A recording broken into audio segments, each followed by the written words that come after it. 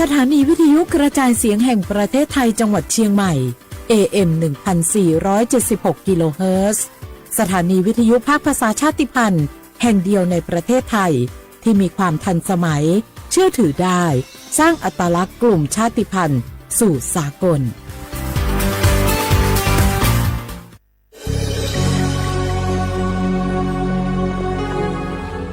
เกิดเป็นคนไทย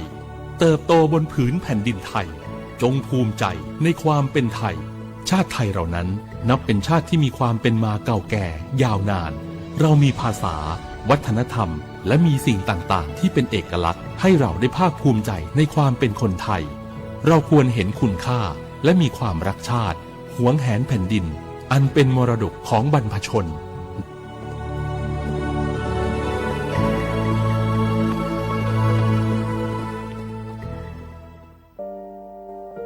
งาฮือละหุยาชอเจทอกา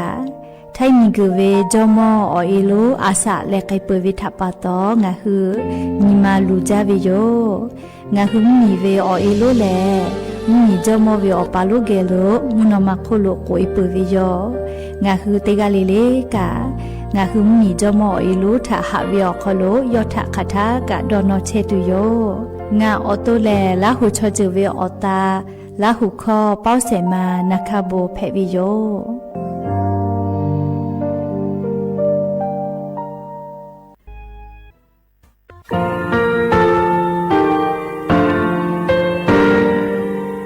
งาคือมีติปิเพกาวิเชแลงาคือติกาติชูแลติเลเพกาวิมาเฮยาค่างาคือชอยาออตุคโลกาติเชวิออโครคาติผาคาชูโยอาชุโยวิโยกาคาเดติเลอติเกกาพุติลาวิทัปปะตองาคือชอยาอาสะติกาวิโยงาคือออตุคโลออกโคคากาติเชเวอือเวอีเวมาโกติยาลิเลทอกาอายิอือเวคาชเวเพวิโยอลักวงาคือออตุคโลออกโคคากาติยายามาเตียลาวิโลโกงาคือชอยาทอกาอาสะติมากาวิคาชูงาคือมีติปิเพกาวิเจแลงาคือติมูติสุติเพะแล้วติยาลิเลอาชุโยเวอบูปุตาเวกันติภาคาเสติเกคาเดกากาติเชวิทัปปะตองาคือมีติปิจกิเพะลากาวิโยเชแลงาคือเทโจมโครคางาคือมียาถาตอคปิลาตาเวปุลาเวติจเสนีเสหปามัชหปานิงาหาติจออกขอทามัววิทยาลัยวิชาการศึกษาประสานมิตรโกเวออคโล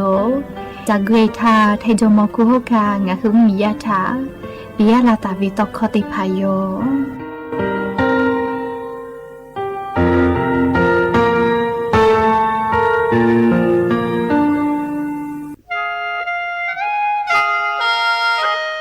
คณะรัฐมนตรีมติจอตาวิคาสนิชกอนิติชหปานิหิงาหาขอจิสขอวิอยาวคโล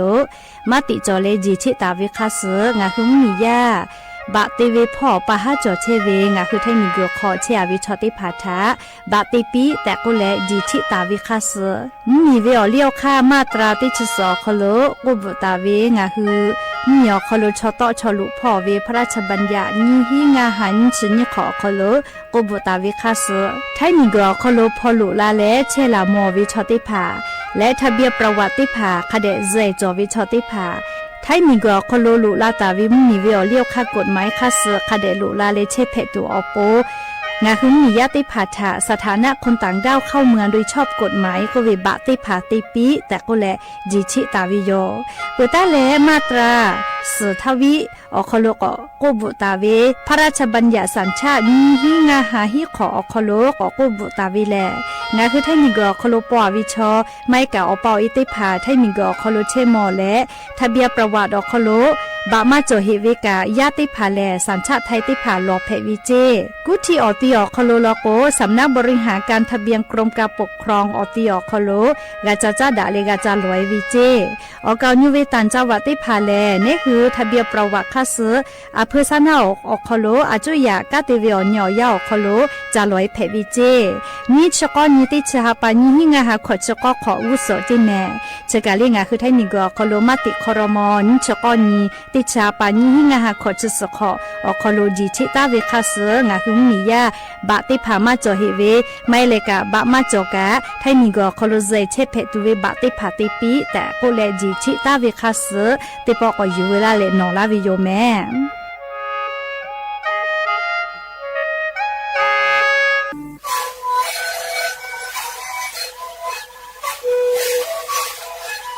ชีวิตกูมันคือยาแก้เชื้อเบื่อออกข้าวเฉลยแล้วกูเข้าตัวกูออกทีตัววัดที่ไหนเอ็มมาบ่าเต็งที่โอหาสุดที่เขาตัวเฮเต็งเลี้ยงหลอกเอาพ่อเอายาแก้เชื้อได้หน่อยดูแลได้ชิ้นหน่อยเล่นถูกไปเอายาที่หน่อยที่แต่แล้วพ่อหน่อยชาพยาเต็งเลี้ยงแล้วหูคอก็เชื้อเบื่อและงานแล้วหูคอก็เชื้อส่งมามาพาดูในดีโซ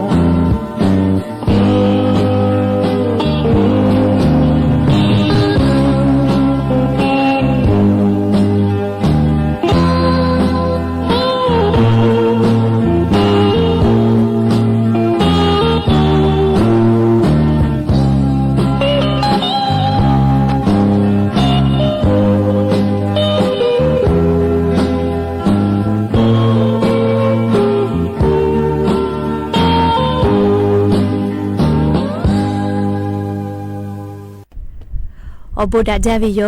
อย่าเพิ่งหาติปอทอกาดาจาวิโอยาชติยาอคโลเลงาคือรายการอบูดาจาก็วิโอคโลติปอกกามีลาแล้วโชป้าอุปาโลเชตาวิโอวิโอเนียราหุยาติพัทธติแกอคอกะกอกะดะเกเชวิทัปปะตอ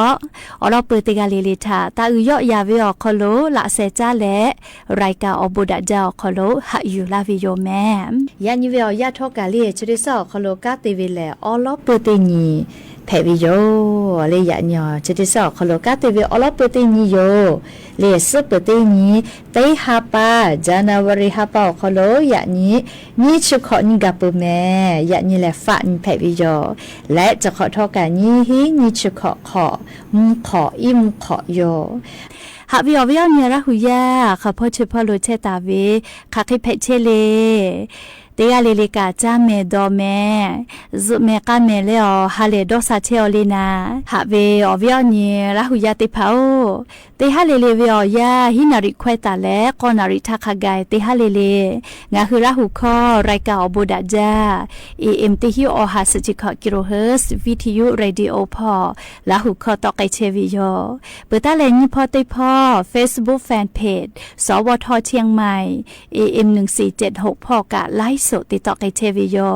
ข้าพอซาพอจโกอุพอพอนาและเนคือระหุชอจิตาติแกโอกาปิดาไกเพวิโยแม่และอย่าพึ่งหาวิอยาคโลทอกะยูเวลาตาเวมีพ่อเวซาตาอบูจอวิออลอติผาติเลกะนิมาซาตุลิขอเอติภากะยูเวลาตาวิโยอลอปติลองาคือติเกยูเวลาและกาดะเจดะกิตุเวแลยะนิงาคือมีอคโลแพกเชเวอเจ้ายามุชามุยีมุกะมุฮอพ่อจันดะเวซาตาอลอติภาตาอลองาคือยูเวลาและติเกกาดะเจดะกิตุโยแม่จุยจอปากกรมุตุนิยมวิทยาพ่อโยคือฉันแต่นี่แหละอลอซาตาติภาปีตอลาวิแลนี่คือไทมิงกอคโลกะจะได้สุเวียยาติปอเลวิอซากอตาลาติโยจิแม่เลวิอซาตาลากอมกะวิอซาย่อยวินะเลก็เลวิอซากอตาลาติโยเจนี่ชุขอนี่เตฮาปาจานาวริฮาปาตาเลฮาปาสตินี่ฮาปาฟิฟาริฮาปาวิอยาเจอคโลนี่คือไทมิงกอคโลเลมุกะวิอซาติภาอาจจะก็ย่อยและอาจจะก็เลตาลาติโยจิแม่อวิเอาเนี่ยละหุยากเกี่ยวไข่เพชเชนะเรียกเขาคุหลอกคุพ่อคักไข่เพชเชเลเฉป้าป้อวิสาตากะอยู่เวลาแหละเรียติแกกาดะเจดะไข่เพวิโยเฉป้าวิอลอกะอุป้าเวลาหุยาถากะฟืปีแผอแม่เรียกก็งาเวลาหุยาเขาคุหลอกคุพ่อเชเวเรียกไข่เพเลเรียนหูเกี่ยวกะจาเฮลาเรียติกาเพวิแลมาชุดะแม่เขาคุหลอกคุพ่อคอมหลอนักก็ติผาลอกกะกูจาเฮวิโยอยากมือเขาพ่อลอกแล กัวเฮเลกะจะแต่มาตุกมาเฮนาเลคแต่ละมากะกะมาเฮก็มาอยากคาปุเลมุซ่อมเผยอยากะเดเฮนะลิมทีละป้อก็กัวแม่เลจิไม่วิอคโลกะนี่คือราหูยาเชกอเตียวไข่เพลีนะเลอยู่เวลาแลติแกกะดะเจดะไข่เพวิโยเฮโกลิงะคือกอกูให้แลฟาตาเจเวจะได้เจอเวียอยาเล่มาดาวิมคอซาจิมือดูค่าฝุ่น PM 2.5 ก็เวเล่นี่คือชอยาเมสนิมาหมอเวยาคำฮอซาคาสหือลาตาวิจะได้ผ่าถะฟาตาจิแม่เลี้ยวแล้วก็เจ้ายาจะเคยแพ้เวียคอโลลิมฮอซาติผ่าชอฮะมามือไกจะก็มาแค่กว่ามาดาวิมคอมุยอมาแล้วจิมือดูค่าฝุ่น PM 2.5 จะได้ผ่าชอนี่คือเช็คก่อเตียวคอโลฮะมามือไกวิถาปาตอเล่จะได้คือกุฏิพ่อลอกกามาดาวิมคอซาจิมือดูค่าฝุ่น PM 2.5 จะได้ผ่าอ๋อลือไกเชลเจ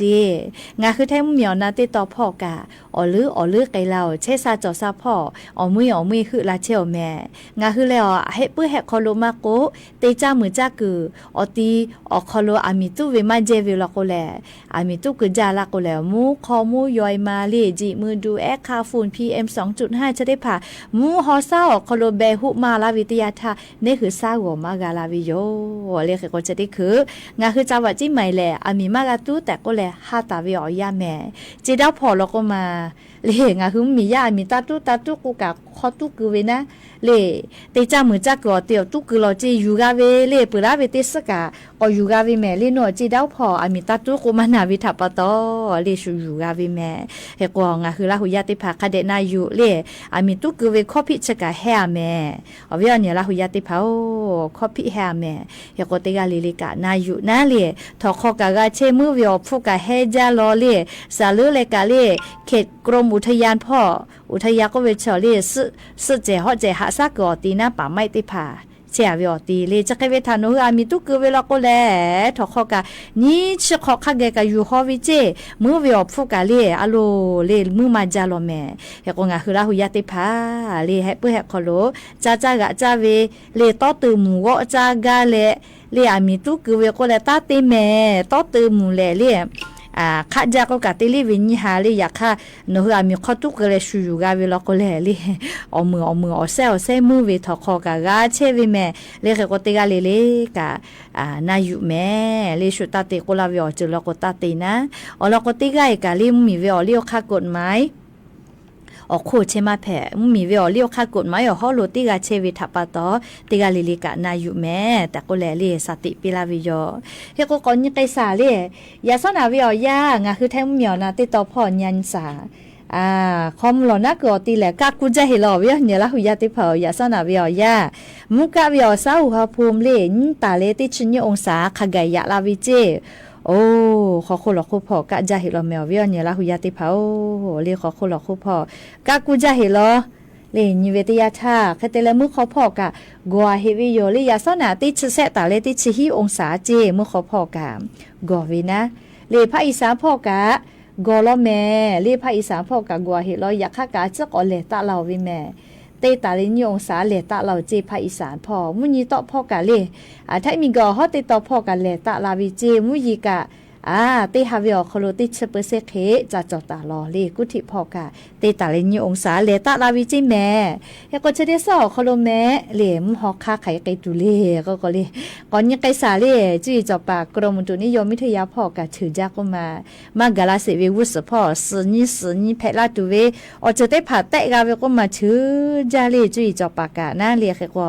นิเวทยาทายันตาเลเซชเตนีเตฮาปาJanuary ฮัปปาเลฮัปปาปุทักขะไกนะงาคือแท้เหมียวนาติตอมาโกเลไทมิงก็ฮอติตอพอขะไกเลวิอซาติตาเลอองศาขะไกกอตะลาวิเจเ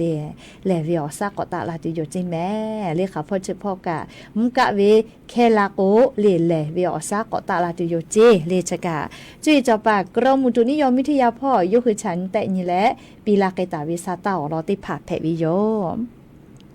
ฮาเวียเนี่ยละหุยาติเผาโนคือซาตากะนาปากกะนาเชให้เลติผาโกเอขอจ้าเชวิถาวตอซาตามากะนาวิกะจอจุโยให้แม่จะได้คือเลนูอินเดียเหมียวคอโล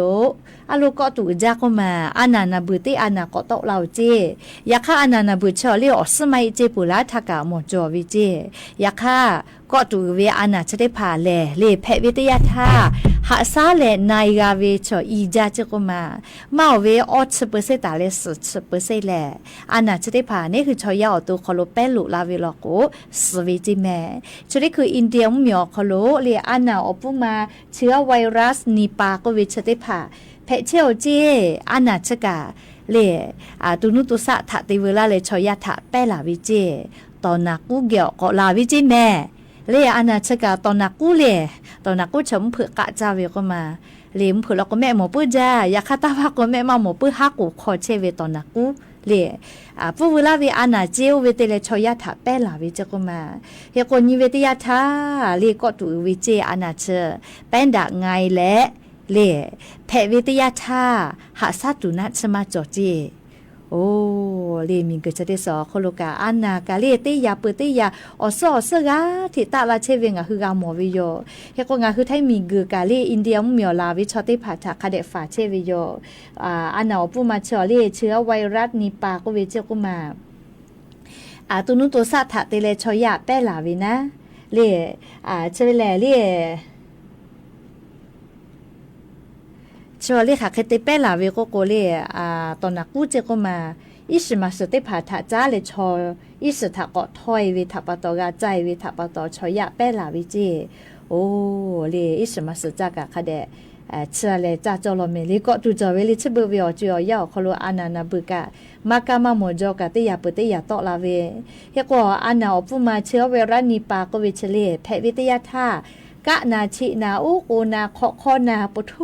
จะเยลุหานายชูโควิอานายกะก็ชูเวเลติผักกูมือเวจูเวจิแม่เล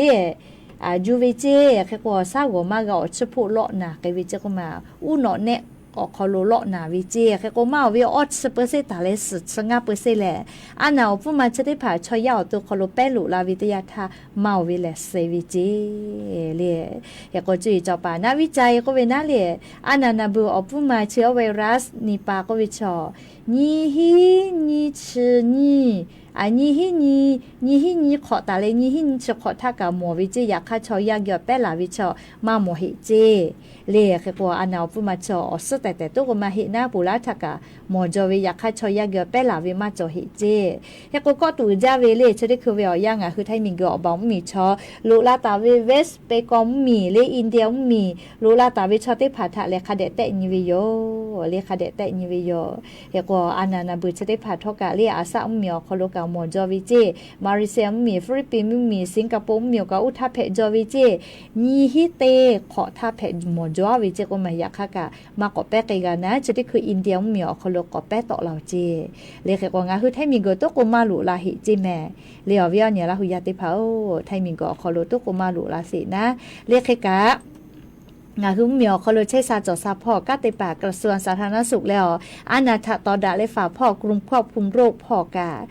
คะเดเล่ฝาเชเวฉันเต้นเชเวเรียกบอกมีพ่อลุลาวิจับปุยาคือเตกะเลคะเดฝาเชเวแม่เรียกก็จะกะอยู่เวลาแล้วอวิญเนี่ยละหุยาติผาทาเรียกอลอซาตาติผาจะเขกาลาวิโยแม่เรียกอลอกว่าอานานาบุจะได้ผากะวืจาเวอานามาเฮเรียกปอกกลุลาปุเวอานาติผาแม่แต่ก็แล้วเรียกคือลาหุยาตาอลอซาตาติผาปีลาวิโยก็จ้าเลยเรียติลอก็นักศึกษาเราอย่างนี้กาซาตาอยู่เวลามาแม่เรียชุดนี้คือเวียยาเรียน่าจะอีจ้าปุ๊บเวียจะได้ผ่าทะเรียหมอวิทยาท่าเรียงคือมียาได้ผ่าได้ปอตีโทรศัพท์นำบัตรเมชวิทาโทรศัพท์ตีหลูลาเลตาลาเพวิเจสายด่วนเตเซฮีขอเรียนิชอนาริคาทากะน่าจะอีจ้าปุ๊บเวียจะได้ผ่าดอเชวิหมอวิมาโกอากาเชวิฮอเชวิหมอวิลโกสายด่วน เตเซฮิขอเลนชอนาริคาทากับพอแลรอหะอยู่ตาวิเจไม่กับแอปทางรัฐก็วิเลจะไปออกคลูกาตาเพอเจไม่เลยกับเว็บไซต์สำนักงานปปสพอกาทุลาเพวิเจไม่ลาชิยอตัวติปติหลูลาเลเลสำนักงานปปชคลูจัทุลากับเพอเจไม่เลยกับจดหมายเลลิบุเลตาลากับเพอเจตู้ปอนอเตนี่เซเจเมลีไงจ้าเลยก็จะกาเลอยิจ้าปุ๊บเวอจะได้ผ่างาคือมีอคลูยาไอยาเนี่ยได้ผ่าถามากาติลูกไกตัวอโปงาคือติกาลิลิกาแม่สุดชอมาจืสเขาเรียกติแลงาคือมีอคลูอยิจ้าปุ๊บเวอจะได้ผ่าถปะตอลูกไกเสไกเวอจืมากาพุตัวอโปติแกกากันหาสักไกเสแต่ก็แลอเวียเนี่ยแล้วหุยาติผ่าถาเรียอลอซาตาติผ่าจะเกชลาวิโยแม่และเรียดาวิสตานะจะกะเรียงาคือมียาประกาศสังคมมาตราเซชกอและเซชกอเซชเซติหมูนะเรียประกาศสังคมมาตราเซชเซและเซชกอติหมูอาสางาชขอคู่ไตวิติหมูแลจะเยรู้อันนาถ้าฝาตุเวนะชวสิจะได้ผ่าฟรีเรียติขอมาวิอยาวคโลขัทจุกะเพวิเจเลปุระทะลโกยออยาปิลาวิจอเวเลชติฮาปาตาเลชติฮาปาคโลกาจุเวโกแลเลียวเหนียวฮะติผ่าโกแต่ละวิจอเวอยากฆ่าจะขอเป้าแหละเรียงาคือประกาศสังคมมาตราเซชกอติหมูนะเรียผู้ประกันตนติหมูนะอาสางัดจะขอคู่เวจิแมเลียอาสาอดจะขอวิแผวลากุมากาเรียกาวิจุวิฟูกาปือเวอยากฆ่างัดจะขอคู่ไตวิติหมูแล้วก็เรียนคือสิทธิ์ยากกอตีน่าจะยอขโลจะเยรู้อนาถาตูฟาตูนาชวสิติผ่าฟรีจัดยุแผวิเจแต่ก็แลเรียงาคือมีอคโลประกาศสังคมพ่อกาอรซาตาติผ่าจะเขปีลาตาวิโยแม่หาวิวเนี่ยละหุยาติเผาก็จะเลยติเกก็เกษาเลียนัวจะก็มาตาอยู่ต่อชดย่านเนอาสาติชก็ข่อยเวติกานัวอาเพอพยาเมงไรจะว่าจี้ให้พ่อยามาสึโคลาสึโกลาโลจิกากะและเรียกคาเตเลตานูกะอยู่เปียแลกากะเลคือลูกขอกะจีวิเจก็ไม่กะคาขอเลยคาเตเลอยู่กะเสวิเจโอ้ยาเนี่ยอาสาติชก็ข่อยเวียนยันเสเลยยามาสึโคลาสึโกลาโลจิก็มาปดโทเลจาแม่เลียวเวียวเนี่ยละหุยาติเผาติกาลิลิกายาปายามิทากาสติคาเดปีเลียวยิจ้าปุเวียวอจีเพอลาโกเลมากาดอลาโกเลเชมากาเลเชมากาลาโกเลเลีมาทิมาจอเวเลีชอคอชอนากาเตไกลาวิโยเลียอยิจ้าเวทาปะตอนะเลียโกยาปายามิทากาอปอยติภาสติคาเดปีแม่ยาเนหิเลีติชกขออคโลเลเลียโกยาปายามียคาเดญหาสะแม่ปอผู้วิเจมาเฮเลงาคือปอยแพวิอคโลยาชอติกาดะเวชอเพกาตัวปนะงาคือปอยติผาจูจาแลยาถะจุยปีเวเจติกามาโลเลดาวิชอเพกาตัวปกางาคือปอยติผายาถะคเดกามาปีวิยอมและอย่าปึฮาติปอทกาศิลากาลาตุเวอลอซาตาติผาจะใครไม่จะได้โยแม่ลุลาเลกากาพนาเลอโอกาปิลาเชเวติกาเลเลกาอบุจาแม่ติกาเลเลซเมกาแม่เชซาจอซาฮาเลดอซาปีอบุจาเงาตัวกุศิขะคอยเชเวหมอทอกแกอยู่ตัดที่มากว่าเคอามอสีเจ้าก็เลยเล่าชมมังกรอจอปาเตเวเวนาเตเวคาเคดอแลเชเวลีเตขอเตเจอแผ่เวเหล่านีขอเจอแผ่เวเหล่าเตนีเตหมอลาวแม่นีหมอลาวหมอกาสมากาอูนี九九扎在拍嘎扎，是母里边阿胡高，好他大脑解开哩的。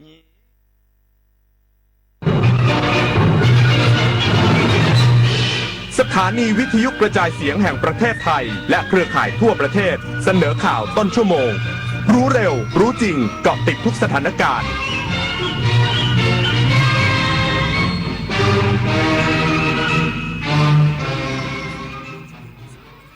รับฟังข่าวต้นชั่วโมง 21 นาฬิกากับพินโยรุ่งสมัยนายกรัฐมนตรีมอบเงินเยียวยาผู้ประสบภัยจากสถานการณ์ชายแดนไทยกัมพูชาอีกสักครู่กลับมาติดตามรายละเอียดครับ8 กุมภาพันธ์นี้ทุกเสียงคือพลังอย่าลืมไปใช้สิทธิ์เลือกตั้งสมาชิกสภาผู้แทนราษฎรและออกเสียงประชามติตั้งแต่เวลา 8 นาฬิกาถึง 17 นาฬิกาณหน่วยเลือกตั้งที่มีชื่อตรวจสอบรายชื่อผู้มีสิทธิ์ได้ที่ www.ect.go.th แอปพลิเคชัน Smart Vote หรือสายด่วน 1444 สร้างสรรค์ประเทศไทยพร้อมใจไปเลือกตั้งแจ้งเตือนจากธนาคารบัญชีคุณมีความเสี่ยงกรุณากดลิงก์ยืนยันด่วนระวังข้อความแจ้งเตือนจากธนาคารบอกว่าบัญชีมีความเสี่ยงถูกอายัดหรือบอกว่าคุณได้รับรางวัลอย่าเพิ่งคลิกนี่อาจเป็นฟิชชิงกลโกงออนไลน์หลอกให้กดลิงก์หลอกเอารหัสผ่านและเงินในบัญชีธนาคารจะไม่ขอรหัสผ่านไม่ขอข้อมูลส่วนตัวทางลิงก์จำให้ขึ้นใจรู้ทันฟิชชิงคิดก่อนคลิกตรวจสอบก่อนโอนแสนอาลัยสมเด็จพระพันปีหลวงไทยทั้งปวงหมองหม่นกลร่ำให้พระผู้เสด็จสู่ฟ้าสวรรคาลัยแนบดวงใจตามพระบาททุกชาติภพปวงประชาน้อมสำนึกในพระมหากรุณาธิคุณเป็นล้นพ้นอันหาที่สุดมิได้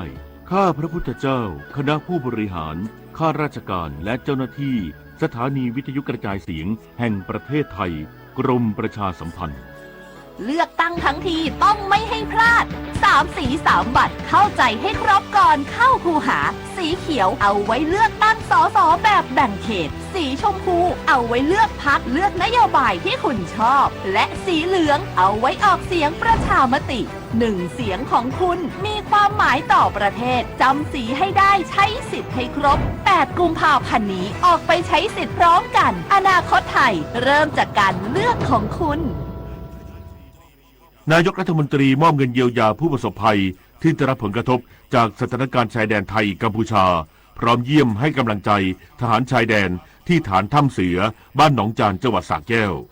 นายอนุทินชาญวีรกูลนายกรัฐมนตรีลงพื้นที่จังหวัดสระแก้วตรวจเยี่ยมและให้กำลังใจกำลังพลในพื้นที่ชายแดนยืนยันศักยภาพการควบคุมสถานการณ์ยังมีความพร้อมเต็มที่พร้อมเดินหน้าเยียวยาผู้ประสบภัยอย่างต่อเนื่องและย้ำการยึดหลักแผนที่มาตราส่วน1:50,000เป็นบรรทัดฐานในการรักษาอธิปไตยของชาติหลังจากนายอนุทินชาญวีรกูลนายกรัฐมนตรีในฐานะผู้บัญชาการกองอาสารักษาดินแดนพร้อมคณะลงพื้นที่ตรวจเยี่ยมและให้กำลังใจกำลังพลในพื้นที่ปฏิบัติการทางทหารบริเวณบ้านคลองแผงบ้านหนองยาแก้วและบ้านหนองจานจังหวัดสระแก้วแล้วก่อนเดินทางกลับได้เข้าเยี่ยมให้กำลังใจสมาชิกชุดรักษาความปลอดภัยหมู่บ้านหรือชลบในพื้นที่4อำเภอชายแดนจังหวัดสระแก้วกว่า 2,100 คนณโดมสวนกาญจนาภิเษกร9อำเภออรัญญประเทศด้านการเยียวยาผู้ได้รับผลกระทบจากเหตุสู้รบนายกรัฐมนตรีระบุว่าขณะนี้ได้ดำเนินการไปแล้วเกือบ 100% และจะเดินหน้าช่วยเหลืออย่างต่อเนื่องทั้งด้านที่อยู่อาศัยทรัพย์สินและปศุสัตว์โดยเป็นการลงทะเบียนครั้งเดียวและบูรณาการความช่วยเหลือจากทุกหน่วยงานสรัญชนารถชุ่มสวทสระแก้วรายงานส่วนกองกำลังบูรพานำชื่อพลทหารธนภัทรดันทวงศ์ซึ่งสละชีพในสมรภูมิบ้านหนองจานมาตั้งชื่อฐานปฏิบัติการดันทวงศ์เพื่อเชิดชูวีรกรรมและระลึกถึงความเสียสละโดยเฉพาะกิจที่12กองกำลังบูรพา ดำเนินการปรับปรุงและสร้างฐานปฏิบัติการในพื้นที่บ้านหนองจานเพื่อการวางกำลังและดูแลพื้นที่อย่างครอบคลุมภายหลังสถานการณ์ไทยกัมพูชาโดยได้ร่วมกับภาคประชาชนในพื้นที่ตั้งชื่อฐานปฏิบัติการแห่งนี้ว่านันทวงศ์เพื่อเชิดชูเกียรติให้กับพลทหารธนภัทรนันทวงศ์สังกัดกองพันทหารราบที่3กรมทหารราบที่2รักษาพระองค์ที่เสียชีวิตจากการปฏิบัติหน้าที่ในสมรภูมิบ้านหนองจานจังหวัดสระแก้วเมื่อวันที่28ธันวาคม2568โดยระหว่างปฏิบัติหน้าที่เข้าเสริมความมั่นคงของที่มั่นภายหลังจากที่สามารถเข้ายึดที่หมายบ้านหนองจานได้บางส่วนถูกฝ่ายตรงข้ามระดมยิงด้วยเครื่องยิงลูกระเบิดและปืนใหญ่เข้ามาในพื้นที่ฐานที่มั่นอย่างหนักส่งผลให้พลทหารธนภัทรนันทวงศ์เสียชีวิตจากสะเก็ดระเบิดจากอาวุธยิงสนับสนุนของข้าศึกณบริเวณฐานปฏิบัติการแห่งนี้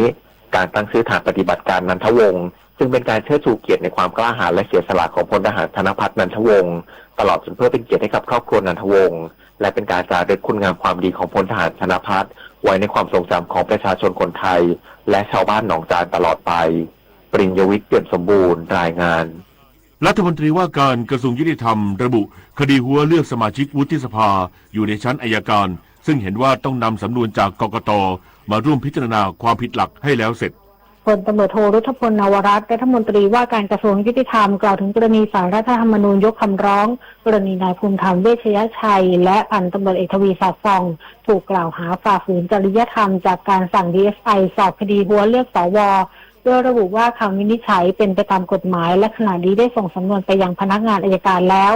ด้านพันตำรวจตรียุทธนาแพรดำอธิบดี DSI เปิดเผยว่าอัยการมีความเห็นให้รอผลการพิจารณาความผิดหลักจากกกต.เพื่อนำมาประกอบสำนวนให้สมบูรณ์ซึ่ง DSI ได้ประสานขอรายละเอียดและเตรียมประชุมร่วมกับอัยการเพื่อวางแนวทางต่อไปยืนยันว่าพบมูลความผิดจริงแต่ต้องรอความชัดเจนจากกกต.เพื่อความรอบคอบโดยระยะเวลาการดำเนินคดีจะช้าหรือเร็วขึ้นอยู่กับเหตุผลและข้อเท็จจริงของแต่ละประเด็นพร้อมยืนยันว่าจะให้ความเป็นธรรมกับทุกฝ่ายและดำเนินการด้วยความรอบคอบเพื่อให้เกิดความชัดเจนโปร่งใสมากที่สุดและให้ความเป็นธรรมกับทุกฝ่ายตามหลักกระบวนการยุติธรรมจุฑามาสรักษาพันธ์รายงานจบข่าวพิญญรุ่งสมัยอ่านรับฟังข่าวครั้งต่อไปเวลา 22:00 น.ติดตามข่าวที่นำเสนอไปแล้วได้ที่ www.thainews.prd.go.th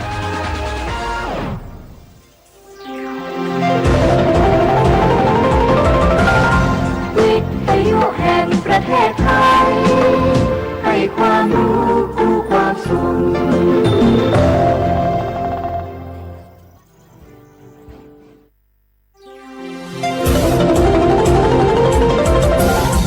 วิทยุแห่งประเทศไทยให้ความรู้คู่ความสุข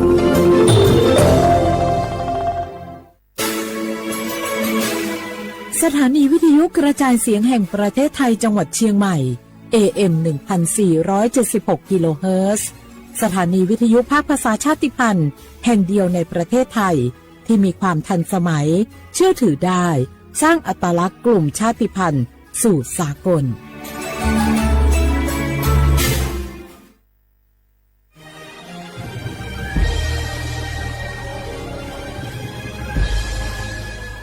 เกิดเป็นคนไทยเติบโตบนผืนแผ่นดินไทยจงภูมิใจในความเป็นไทยชาติไทยเรานั้นนับเป็นชาติที่มีความเป็นมาเก่าแก่ยาวนานเรามีภาษาวัฒนธรรมและมีสิ่งต่างๆที่เป็นเอกลักษณ์ให้เราได้ภาคภูมิใจในความเป็นคนไทยเราควรเห็นคุณค่าและมีความรักชาติหวงแหนแผ่นดินอันเป็นมรดกของบรรพชนร่วมภาคภูมิใจในความเป็นไทย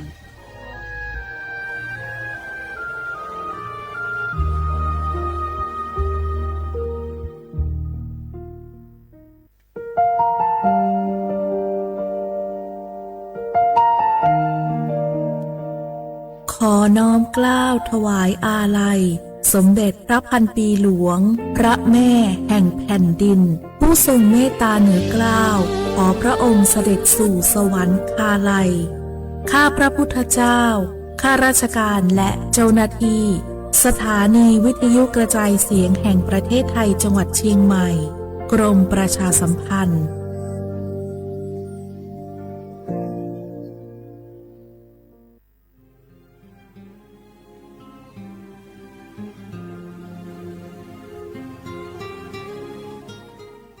This is a moment of profound grief for the Kingdom of Thailand. We, the collective voices of Radio Thailand Chiang Mai, join the Thai nation in mourning the passing of our beloved Queen Martha, Her Majesty Queen Sirikit. Her life was a testament to the unwavering service, grace, and deep love for the Thai people. Our humble condolences and thoughts are with His Majesty the King, the royal family, and all the Thai people during this deeply sorrowful time. We will remember her forever.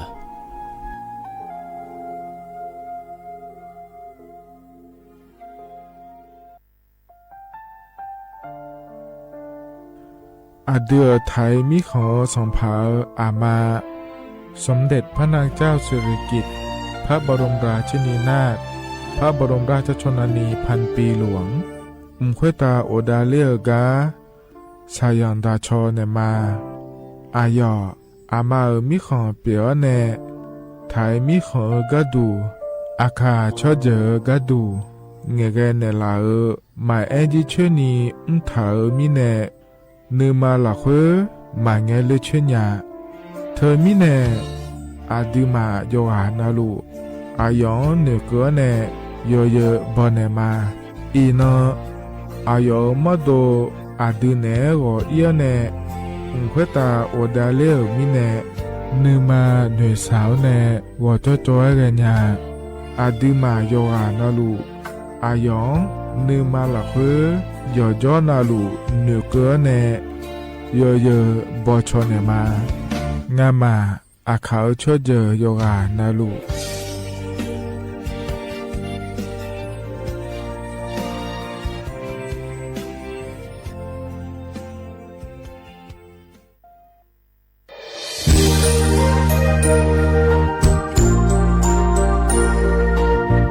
ไอเยี่ยเนี้ยวที่ขอหลวงวัวเนทีมเชียงใหม่และขั้วเธออุยฮาเลกะกอบัชนีจากะกอ PM 2.5 กะกอฮอลูดามาเด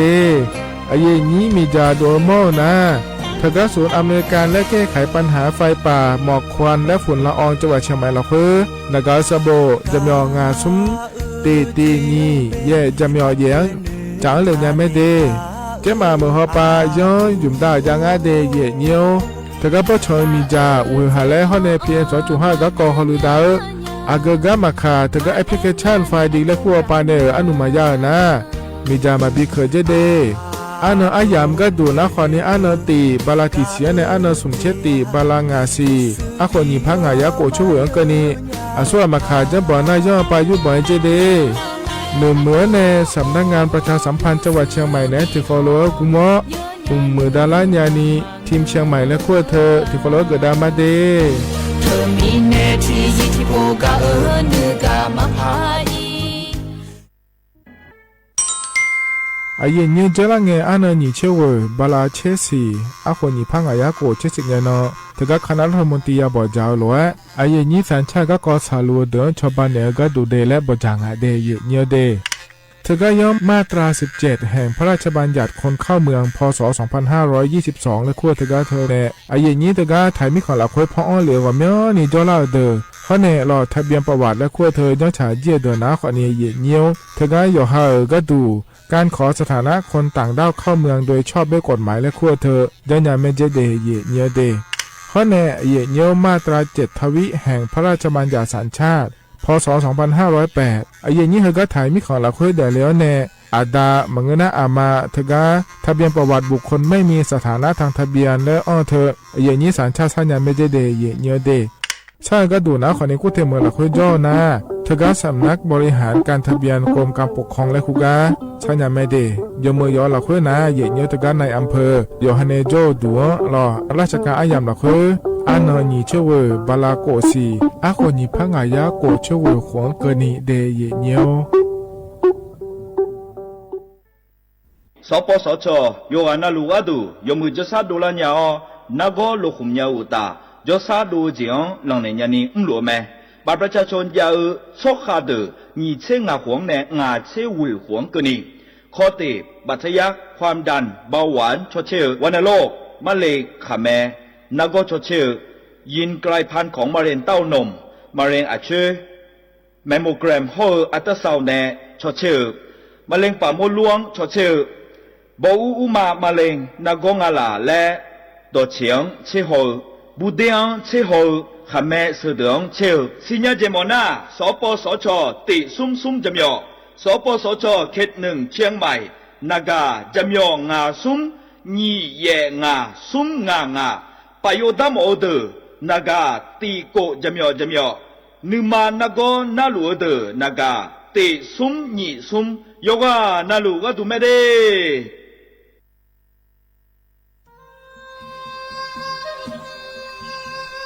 ยาโปนาลูเฮตาฮอดาเง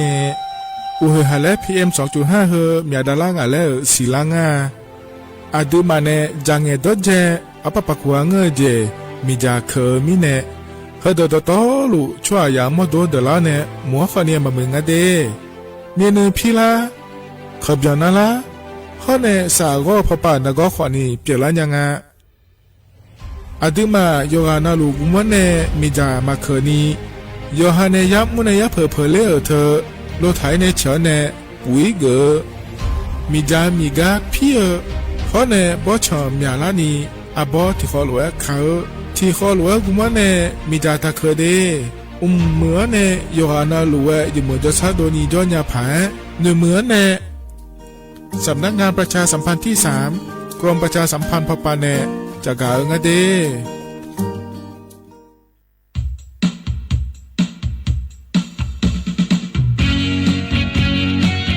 อัลโหลก็กจะกาเอกาจังอาเดเยเนียวเดอเยเนียวอันเยบาลานีสีอคนนี่พังอายะโกเชื่องานอเยนี่ตะกาสัญชาติไทยลาเดมันเยนี่โยกานาลูโยฮายุมเอโดเนโยฮาชมยฮาจากาการเลือกตั้งในขั้วเธอเดเยเนียวเด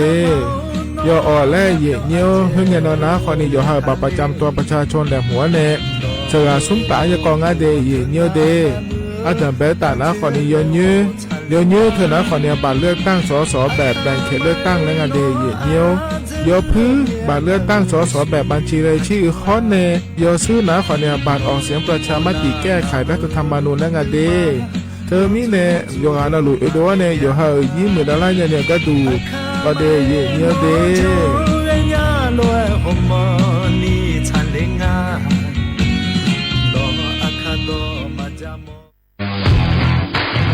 รัฐบาลไทยประกาศสงครามสแกมเมอร์รัฐบาลจึงได้ประกาศสงครามกับสแกมเมอร์ในฐานะที่สแกมเมอร์เป็นวาระแห่งชาติและในวันนี้ผมก็ได้ใช้โอกาสนี้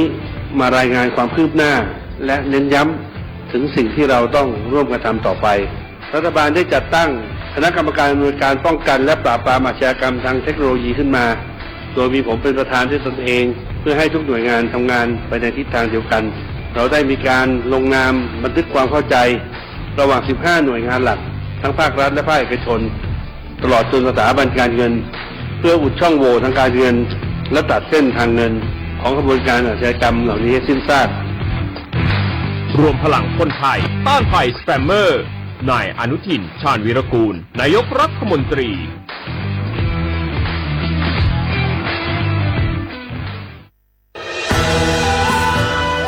จากศาลากลางจังหวัดน่านหลังเก่าพัฒนาสู่การเป็นศูนย์การเรียนรู้นันทศิษย์ป่าคารโดยมูลนิธิรักป่าน่านนับเป็นพระมหากรุณาธิคุณที่สมเด็จพระกนิษฐาธิราชเจ้ากรมสมเด็จพระเทพรัตนราชสุดาสยามบรมราชกุมารีได้พระราชทานนามนันทศิษย์ป่าคารอันหมายถึงอาคารแห่งความรู้ทุกแขนงของจังหวัดน่าน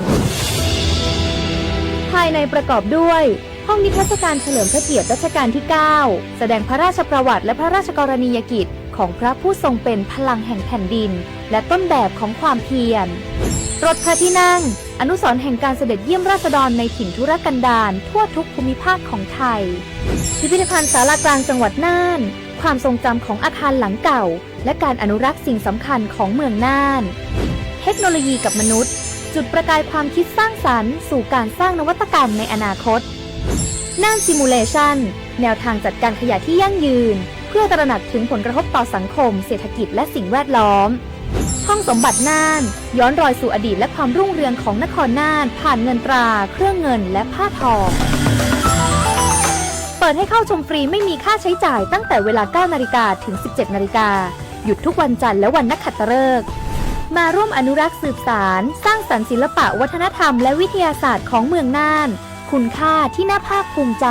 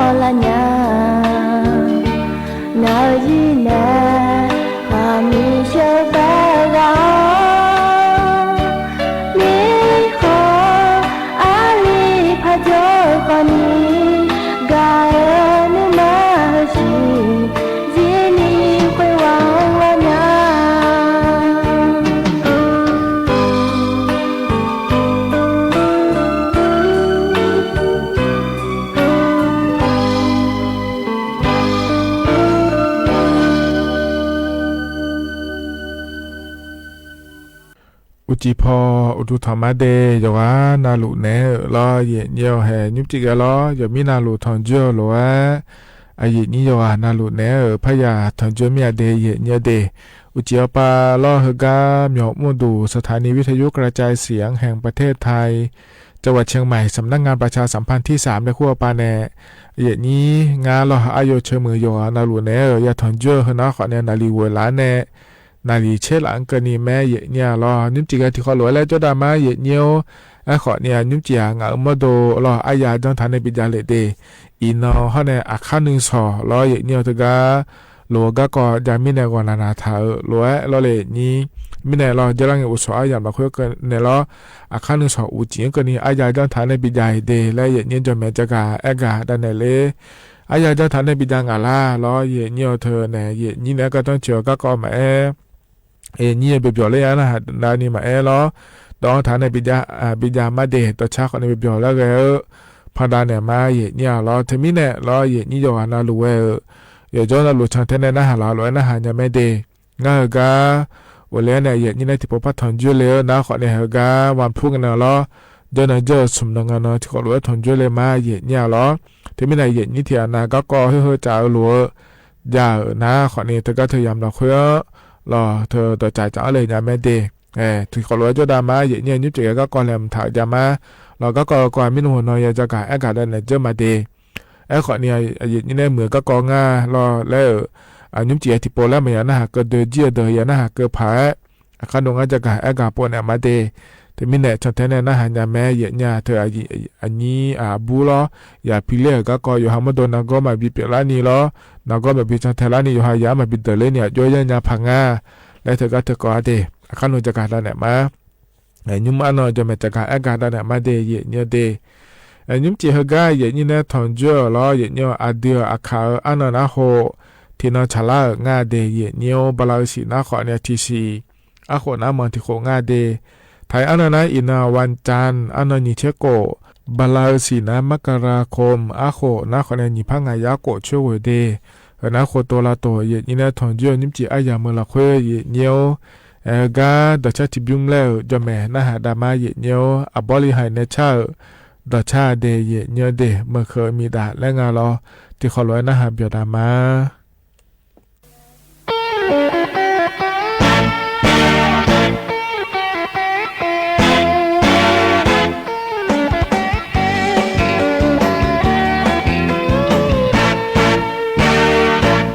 เคยมีดาวโอ้ยมือเราลานิกาพี่ฮอนเนลาเนโนกเดสมามาบอจอเลงาเดโยเจเจมอนอกาเธอฮอราคาคาบอจอพังไงงากามาลอน้องเดกาน้องก็หาแม่ล้อจอมาให้ชายาถ้ามือพอแน่ช้าแน่อย่ามองมาล้อถ้าจะโยชากาน้องอย่ามองแม่น้องชอบอย่ามองอย่าแง่ชอบจอมาให้กันยาเมื่อถ้าจะได้จีกาโนฮาโยกาลามองาเปินกาพิยน้องดีแน่มาเลนางยอมอพิยกาเฮนกาอยู่เดอาญาที่กอโลอาญาที่กอโลกามาเลโซมาเนียเมื่อมามีดาเมื่อมามีดาเมื่อท่าจะดามากาเลลาเมื่อท่าจะดาโลนาเมื่อท่าจะดาโลนาเมื่อมามีดากาโจมาอูจีที่มีจะเชื่อหลอนุ่มดุญางากาที่สิ你做大好做嘛，我 ngã thì mi sửa nó gạo gì lời mà mẹ xưa mà ngỡ để đi ba thằng khi lễ phở mà nó đã khi lễ gọi mà mẹ lên nhà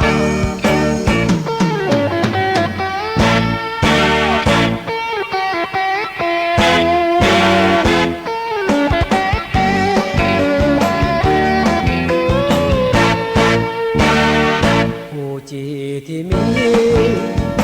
nhà sơ lò nung du nhà ngã và thì gì để cho thà ho cho mà ngã thì mi sơ nó gạo gì lo mà mẹ xưa mang ở đây thì ba thằng khi lễ phở mà nó cả khi lễ gọi mà nghe lên nhà nó cả khi lễ gọi mà nghe lên nhà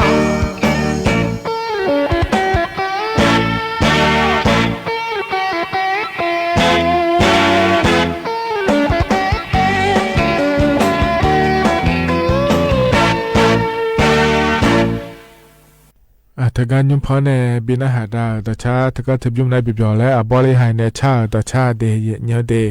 เมื่อเคยมีด่านและชาต่อชางานร้อนอาหารเบียวด้วยเนียวถ้าก็จะนอนปลาล้อในอาหารล่านี่อย่างนั้นรู้ว่าอุตุธรรมะเรามาข้อปานในอาหารมาเฟซบุ๊กปานในอาหารมารอเนียวงานแน่อายุเชื่อเหมือนในทุกคนรู้เดี๋ยวดามาในลิเชหลังเกินนี่ล้อถ้าก็ในนั้นรองานในก็แลมเท้าจะกะด่านมาเนียวยิ่งพอก็จะการอากาศด้านนั้นในบีซีบีกาเฮียเนียวอาบุยาพิเลเดอเลยเนียวชอยิงตั้งคันและคุ้งานเราในนี้นาก็รอเนียวเธอโรคไม่ติดต่อเรื้อรังและคุ้งอาเดพลาหปาก็ดูนักขอใน NCD และคุ้งอาเทีย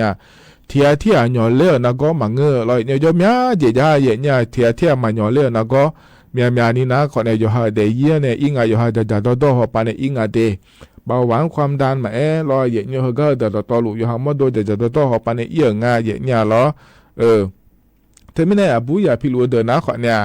อาชอนนามาเชเขาก็อยากขอเรือแถวเนี่ยมึงนะอามาแต่มึงอย่างขอเนี่ยเดินเรือมีเนี่ยล้อเนี่ยมีรออาบุยกนาลูเยก็ง่ายแต่เดินขอเนี่ยก็ง่ายแล้วเนี่ยเนี่ยมึงอาแต่ก็บอกอาบุยาพิเลงอาเจแล้วก็น่าล้อเลยนี่เธอเนี่ยอาบัวอยากพิเลงอาเจเลยนะขอในยูฮามาโดเฮยมึงพาเขาเดินยาผาอาจจะรู้ว่าจะยาผางาแล้วยูนูจะการเดินยาเดียเนี่ยเดตีนะขอนี้เธอยูฮามาโดเฮอยากพิเลงเนี่ยเลยแล้วเนี่ยสิญญาลาตานะเขาข้อมาเนี่ยหมอจุกอินเนี่ยรอเธออาจจะการฝากคันแล้วคงอาจจะหมอแบบเธอก็อย่าเธอพิเลงแม่เดเลยแต่เนี่ยอีเจเนี่ยรอเงี้ยข้อนั่งเงี้ยเหมือเจเนี่ยน่าบูนะขอในเมียนี่นะ有时伢们呢，伢也个靠了，巴拉提西，没啦可能买有时嘞了，后来有起来那可能就买，用拿不了，就讲安度因那可能choเธออย่าพิเลงอาโลมาพิเลงอาโลแล้วchoเชื่อมกว่าอย่างอาโลในนี้เขาก็เยอะหลายนะขอเนี่ยขอเนี่ยรอนั่นนี่ก็ดูแลงานเยอะเกินนะขอเนี่ยเขาก็หมอจะก็เข้ามาอีเนี่ยรอหมอเวจันเนี่ยเนี่ยนะหมอจะก็จันเนี่ยอีนะขอเนี่ยเขาก็เนี่ยนั่นเป็นหัวปลาล้ออย่าพิเลงอาเจแล้วก็นะขอเนี่ยตีนี่ตีสุ่มตีติงอ่ะตีอาเจเจจังก็ดูงานแล้วจะมือพายแม่เนี่ยเนี่ยละแม่เดย์เนี่ยเดย์เธอมีเนี่ยรอเนี่ยเธอเนี่ยเขาเข้ามาหมอจะก็อีนะหมอเธอรออย่าน้อยอย่าพิเลงอาเดแล้วเนี่ยละนะขอเนี่ยอย่าเนี่ยก็ต้องชวนเนี่ยก็ดูอามาเนี่ยก็ต้องชวนเนี่ยก็ดูตีนี่สุ่มแล้วเจมพายงาเจจังพายงาแล้วแม่เนี่ยได้ละจีแม่เนี่ยล้อเธอมีเนี่ยล้อเนี่ยเธอเนี่ยหมอจะก็เข้ามาอีเนี่ยช่วยขออีเนี่ยนักคุยแต่มาเงือเลยเนี่ยจะตัวก็ขอเนี่ยเดี๋ยวก็ง่ายเนี่ยล้อเนี่ยมีอะไรล้อกาแฟหุ่มมาขอดอล้อบาหุ่มมาขอดอจีบาหุ่มมาขอดอล้อเลยเนี่ยเขาเนี่ยล้อเนี่ยเธอเอาเปล่าเชี่ยวมาล้อเชี่ยวเย็นๆนะล้อก็ง่ายล้อเนี่ยนี่สตาร์เจตาล้อหัวเราตัวล้อยาจังจีอาเจเดย์เนี่ยเดอาเจมาจาเจเนี่ยล้อชานี่แต่ยาจ่าเฮก็เฮหมอเจนรู้แม่เนี่ยละจีแม่เนี่ยขอนี่ที่อานาเบอร์จีบาดอล้อเนี่ยยาห่อหุ่มมาขอนี่ดอเลยล้อเนี่ยยาห่อเธอไฟฟ้าแม่ปะโยเนี่ยโยดอเธอแม่เจนารู้ ยานาจีเดเยเนี่ยเดอยู่หามาโดเตนุมเกิดมาเงเราเห็นว่าอยู่หายาพิเล่มิเนี่ยอยู่หายางขอนี่ยาเนื้อเกิดมิเนี่ยเราเห็นเนี่ยเธอเดมอนเนี่ยเอลวะมานะหาเนี่ยเราฮัจจามอเจจาฮัดดอมอเจดอนะขอเนี่ยช่วงนั้นเกิดมาเราอยู่หามาโดเดล่าแต่มาเงอยู่หายางก็ขอเนี่ยเดเล่มิเนี่ยเธอมิเนี่ยอยู่หายาจ้าเยเนี่ยเราช่วงนั้นเกิดมาเราบ่หุมาเรากาแฟหุมาดอขอเนี่ยจ้างาเดแล้วเราเนี่ยนะยอมยากาฮัลโหลเหนือไทยเนี่ยเราหูอย่าพิจารณาอยู่แม่จ่าเลยแล้วเนี่ยชานี่จ่ามือเดียเจเนี่ยเจมินงั้นแล้วก็น่ายอมยานะเหรอยาก็ดูใจแล้วเราหูจ่าดูนะยกข้าเจคอนเจงอ่ะเธอเนี่ยเด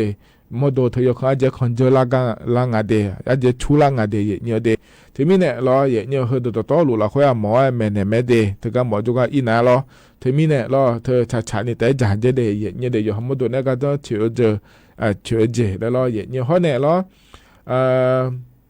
ถ้าก็อยากพิเรนเนี่ยอยู่หาชอบหมอเนี่ยมาคนนี้อยากพิเรนเดี๋ยวนะเขาเนี่ยออกกำลังกายจื้อนาแล้วซ่าจื้อนาแต่เราเนี่ยอีสานนี่ละมันเงาเราเจ้าเธอเขาเนี่ยมือไม่เจเขาก็เฮนะเราเลยเธอเนี่ยอาจจะเจ้านะเขาเนี่ยก็ดูละเจเขาเนี่ยมาลุมาลาเนี่ยเจ้านะเขาเนี่ยอย่างนั้นเขาเนี่ยมามือแล้วเพื่อจะถวายเนี่ยที่มีเนี่ยหมอเขาไปก็ยังนะหางานเนี่ยนี่เจ้าหาหมอโดเฮอยู่กันนะลุที่คนนั้นเนี่ยมันเงามีเนี่ยแล้วเราเนี่ยที่มีเนี่ยเราอยู่หากำลังกายยังงาโลที่อานาเบย์นอนเราออกกำลังกายจะมีเนี่ยเฮ้อย่าพิเรนนะมาพันจะเผื่อมีอะไรอย่างเดลิกากุญญาเลยแล้วเราเนี่ยเฮก็เฮกว่าหมอแบบยานะหาเดงาออกกำลังกายจนจะไม่ละหมอแล้วหมอเธอสิยังงาเฮอย่าพิเรนเฮกาอังาโลเฮกามังาโลโยงาโลและสิญญาจีมีเนี่ยเราหมอปานเอโลอย่าเกอเดเนี่ยเด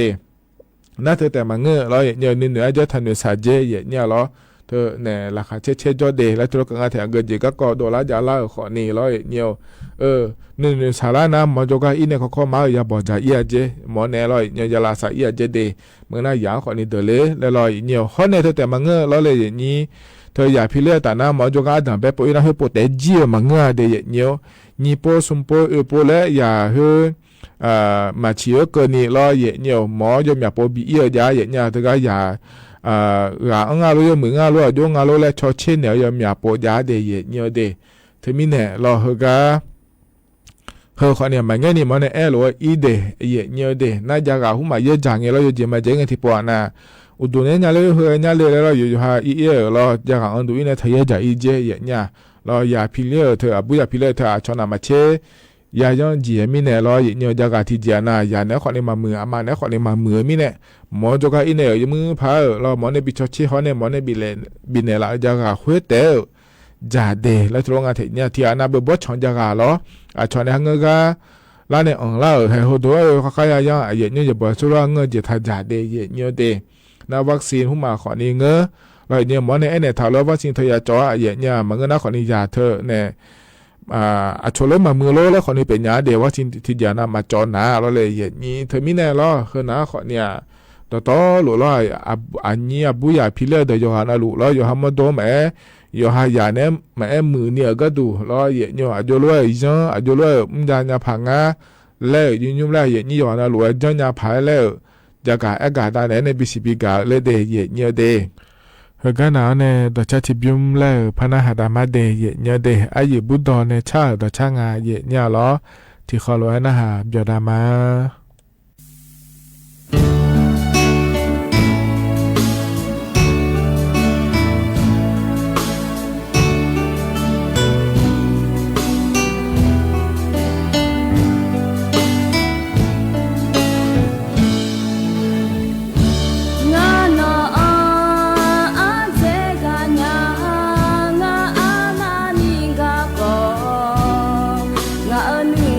เตือนนอนเจ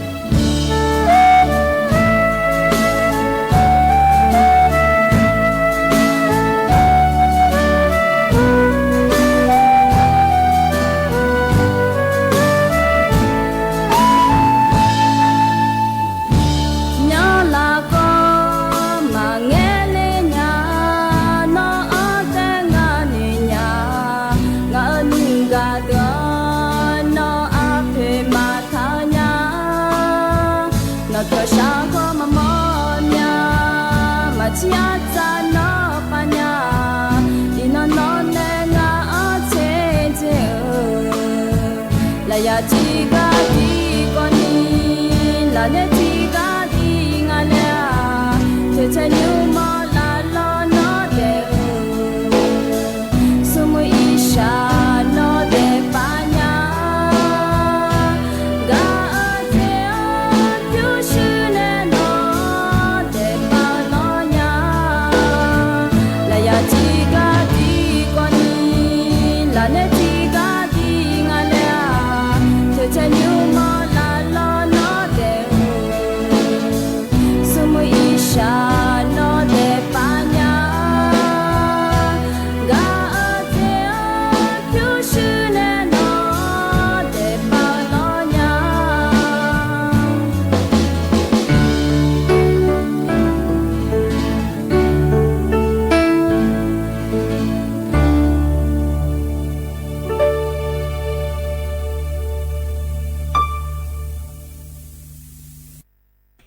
ธนาต่อชาใจทิบยุมหกายเงียบพอในปีนาหาดาวล้อยานาหาเบียวตัวเงียวจะรอปลาในนาหาล่าอยู่อานารู้ว่าดูธรรมะเดงานนี้ที่เขาลอยจดามาเนี่ยเห็นจริงๆมาดูหกามาจอมินาล้ออายาจันถ่ายมินาเดืออาขาก็บอสเบียนจะอันถ่ายและพระบินาหาดามาเดina duna koni abo jile kule kono tuna nga tsamya beche gule nga ta zon sala sabe le nga sabe le aji phune le bo nga paka khane paka kha am phơ mưa cho Chiang Rai e tabu na tabu me ko tabu me ko la mu si lo ga de ko ne lo ra nga le ja le ho nga ma ni mo ho la ho ni nu si che song ko la nga la phe bo ji ne a phe bo ji zun le do kho ni ti ga ma ja ya nga le ka ga la mya le ni pho ga la mya le ni pho ni yo le e ma nga lo mo ji ko lo ra nga te le ho ma tu nya do tho le ja ga bo no ha ma ja mye no kha nga lo ma me ji nya nga lo do te na nga le na yo le we te me a ma chu jo me gu na ga ko ne da nga le ga la mya le ma lo yo ga na lo do gu mo na nga le na ja ga to na ha ne yo ga na lo nga da phe bo za ma chi si nya la a be mi khang jo mi nga ni pho a be mi khang jo ne a phe bo ne ta ya to ko e ma nga lo a phe bo ne ta ya to ko a be mi khang jo ne目前no啥nga da bo be ja lo bo be je ho a be ya kha che do yo ne cho ha da ho ne da che nga lo a be ji ni lo cho ha da ho ne da che nga le na i phu mi ne bi ya je ni pho i phu mi ne bi yo ne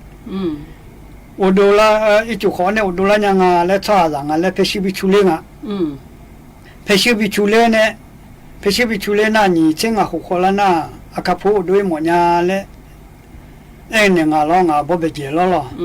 nga bo be je kho ne kho lo e ne na pe shi no te a ji mo ga i ke ne ya i bo cho ji da mo ga i ke na ga u la ne ya la le kho si nya ga ne me ne do kho nga kho me ne do kho nga le na a be do mi ne no mo u nya pha no mo u nya yo te yo o kha mo na mo nya ya be do ne la be do tom a tom pe nga le na a tom pe nga le na te kha i kho ga tho me chu khma tho me a be do la be a be do te to ama a be do te a be ne me do no mi lo o na wa le da be ni phu o na wa city kha ti mo pa ya ya ko ya ulu ti so hai le he ti do so po la to lo pa to po hi ma o na wa city kha ti mo pa ya ko ya ulu ti so hai le akha to ne o ne ene ma sha ku ya ku sha ne she le de le a be do ta ha lo shi ya a be do me hu ta to ma sa yu khoi ga she yu sha la khai ga na to thon ne jo jan bo nga e bo la e ju ne bo la e ju khuma wa bo e ju to le ni po e ju to on ne bi do nga e ju nga le na e ju ta a be do na wa le nga lo e ju khuma nga lo e te mi ne te lo bi ja ya mo nya le e ku nga sa na mi chun to de nga le na bo cho ngo so hai le to la ti po pa e po se โบจงอสหายและที่ตัวสมปูให้รู้ตัวสยุขอีกายสยุใช่ละทุอันเนี่ยบิดอีจุตัวเนี่ยบิดมาอายอนเลยก็ขอีกาเลยมาบอกแม่ละขอีกาเลยอยู่คุยทุกงานแล้วก็ทุกงานแล้วคุยทุกเนี่ยอยู่ก็อยู่นั่นเราคุยทุกบอลดีเลยละบอลทุกบอลดีแล้วอยู่คุยทุกสิลีดีเลยละน่าขัดตัวถึงอะไรน่าขัดตัวมีเสียสักสิลีดีสักสภาพเชื่อมสักสมาชิลีเลยมาเดเบสสักสิ่งมาเดเบสสภาพชิลีดีเลยสุขนั่นจะคุยนั่นจะว่าชิลีดีเลยก็จูฟิฟิเชียนจูฟิมาเชียนเนี่ยเบจิสิ่งเอาไม่ชิลีดีเลยเจด้าเชียจุดสักสิ่งเอาก็สิ่งเนี่ยจะพูดสิ่งที่จะชิลีดีเลยจูสิ่งเอาจะขังจูนั่นเชียนสับตุฟิเชียนบินาชิลีดีเลยแล้วจะชิละสักกูก็ฉันเนี่ยเชียชิลีดีเลยคือใครน่ะคือตัวสุนัขดูอะไรใครน่ะตัวสุนัขดูโนสุนัขพันธุ์เลยก็ใครน่ะก็คนรู้ดูดีเลยจะชินี่พอ看到这些学的呢，这些学的路里面，那几年小姑爷过些年，那些学的来没有可能的来里面的。和第个都那是有个一个。是有个一个，我那洗了的等下来那，我也等下上的，也等下上的，是什么的，是什么的，嘛的别上的，嘛的别什么的呢？最后那到过些能都叫个的了，小姑爷过些的了。那的没有可能人家的来的没，一九年的没了。那个一九年这样。一九一少啦。一九特别。那不一普多呢，那不是欧干么东西嘛，少你不啊？偏不呢，投入也没投入努力。投入嘛。那不是按有时候那个人啊。那不是按有时候那个人了。那对了，你用什么节目呢？nó sẽ dùng nó hơi cái chỗ cái họ ngắt thuốc nhà mà ngắt thuốc sáng nên thuốc là na thuốc tê dùng mà như phố mía thuốc tê dùngอยู่ก็อยู่จนเนี่ยอยู่จีมันนั่งสร้างกันnhà đấy thì thuốc khăn này là xe na cáiจนเนี่ยnóอยู่ก็เงี้ยละthuốcยังไงnó thuốc là sao mà khai chỉ thán này chỗ cái chỉ thán này ngã mà đi lên mấy khu cái này chỉ thán này thuốc tê dùng mà ngâu bà phía bên này dùng ngã phía bên chỗ cái nghe thế xí lồng mà là chỉ nhà họ mà là nè người ta mà một chỗ cái này cái liên thả liên à không biết này nhớ thôi là sao giá này người chọn nhà mình này họ cái này dùng đi tôi na ai ở gì ở anh này nó có con chẳng người gà thua của mình con chẳng người gà thua ngay na thế chế chẳng người gà liên mà thua bỏ đi như phố đi mỗi người bé giàu lấy mấy người là nhà chơi lấyคือว่าเยอะแล้วไม่ยังไปคาลิดีเลยอีจู่ๆถ้าพูดยังว่าสามีไกลเราเลยอายุอาทำยังไงนะจีเมนี่พูดที่เขาขายปุ่นเนี่ยอร่อยไม่อยู่ไปเราเลยไม่ยังหลังจากเจเลยไม่อยู่ไปเราไม่ยังไปคาลิดีเลยอีจู่ๆถ้าพูดยังว่าสามีไกลเราเลยอาบุญน่าหลังจากพิเรนเราอะไรน่าว่าจะตัวหลงคือว่าเยอะแล้วแล้วทำยังไงนะจีละทำยังไงเนี่ยน่าอีจู่ก็บอลเนี่ยทุนเนี่ยอีจู่บอลเนี่ยทุนน่าไกลไหม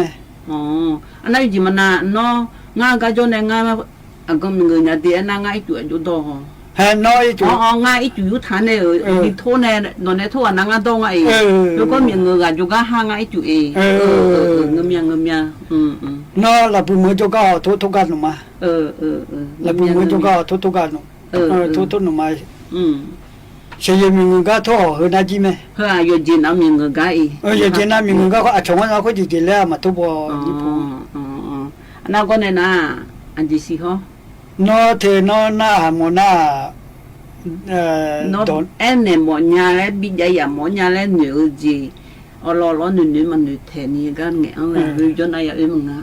nhưng mà mình trả lại cái thu họ này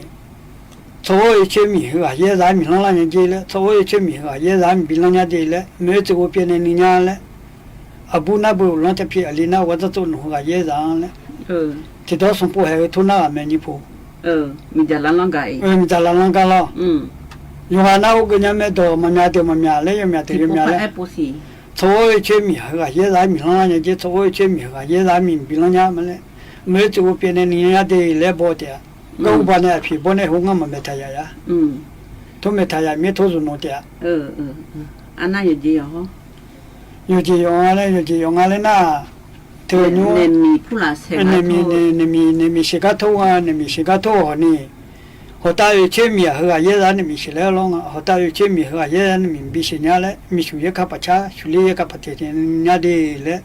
米属多提到送不还，多不拿那送不。不怕怕是不？好大有钱米和也让你们起来了啊，好大有钱米和也让你们比些年的嘞，米属也卡不差，属里也卡不贴贴，人家嘞，和也让嘞，怎么样哎那几了？和个和那วันนี้เนี่ยมีผู้หลักเสกะอันน่าจะทิมเล่แล้วก็น่าเลยที่เดียวมันน่าจะไม่อุชอทุ่งเอล่ะอุชอเนี่ยทุ่งแล้วอ่ะอุชอเนี่ยทุ่งอุชอเนี่ยทุ่งนั่งอะไรนะอุชอเนี่ยทุ่ง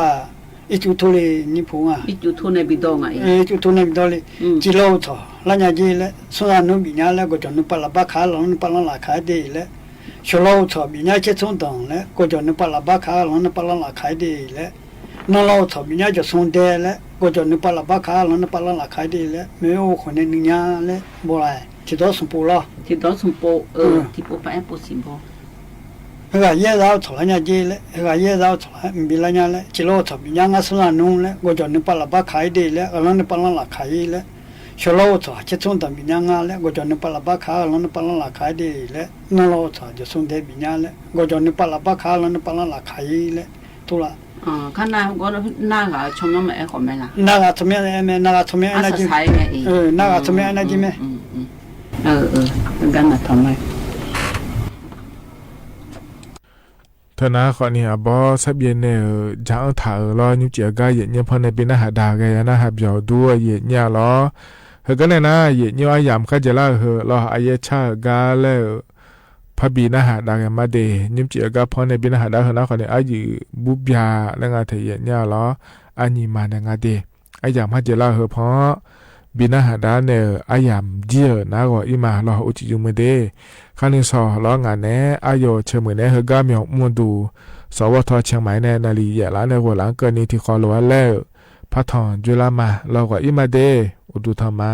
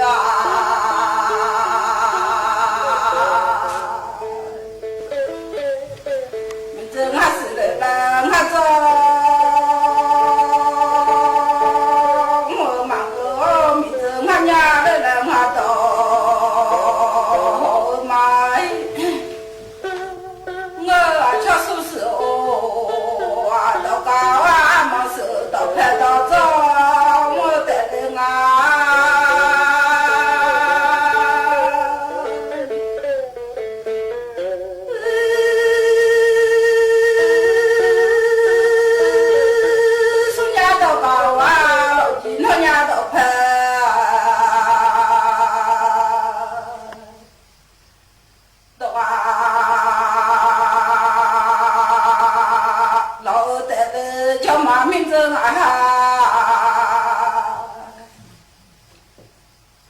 这个啦啦，啊，超叔叔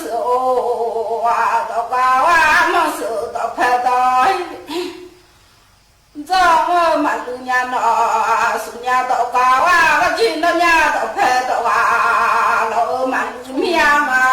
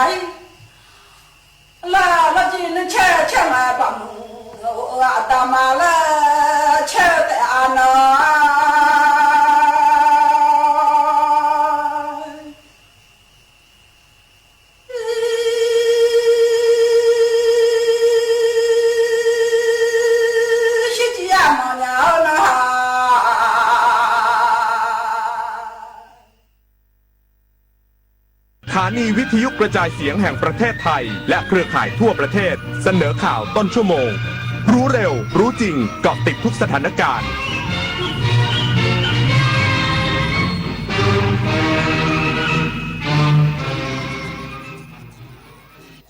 รับฟังข่าวต้นชั่วโมง 22 นาฬิกากับพินโดรุ่งสมัย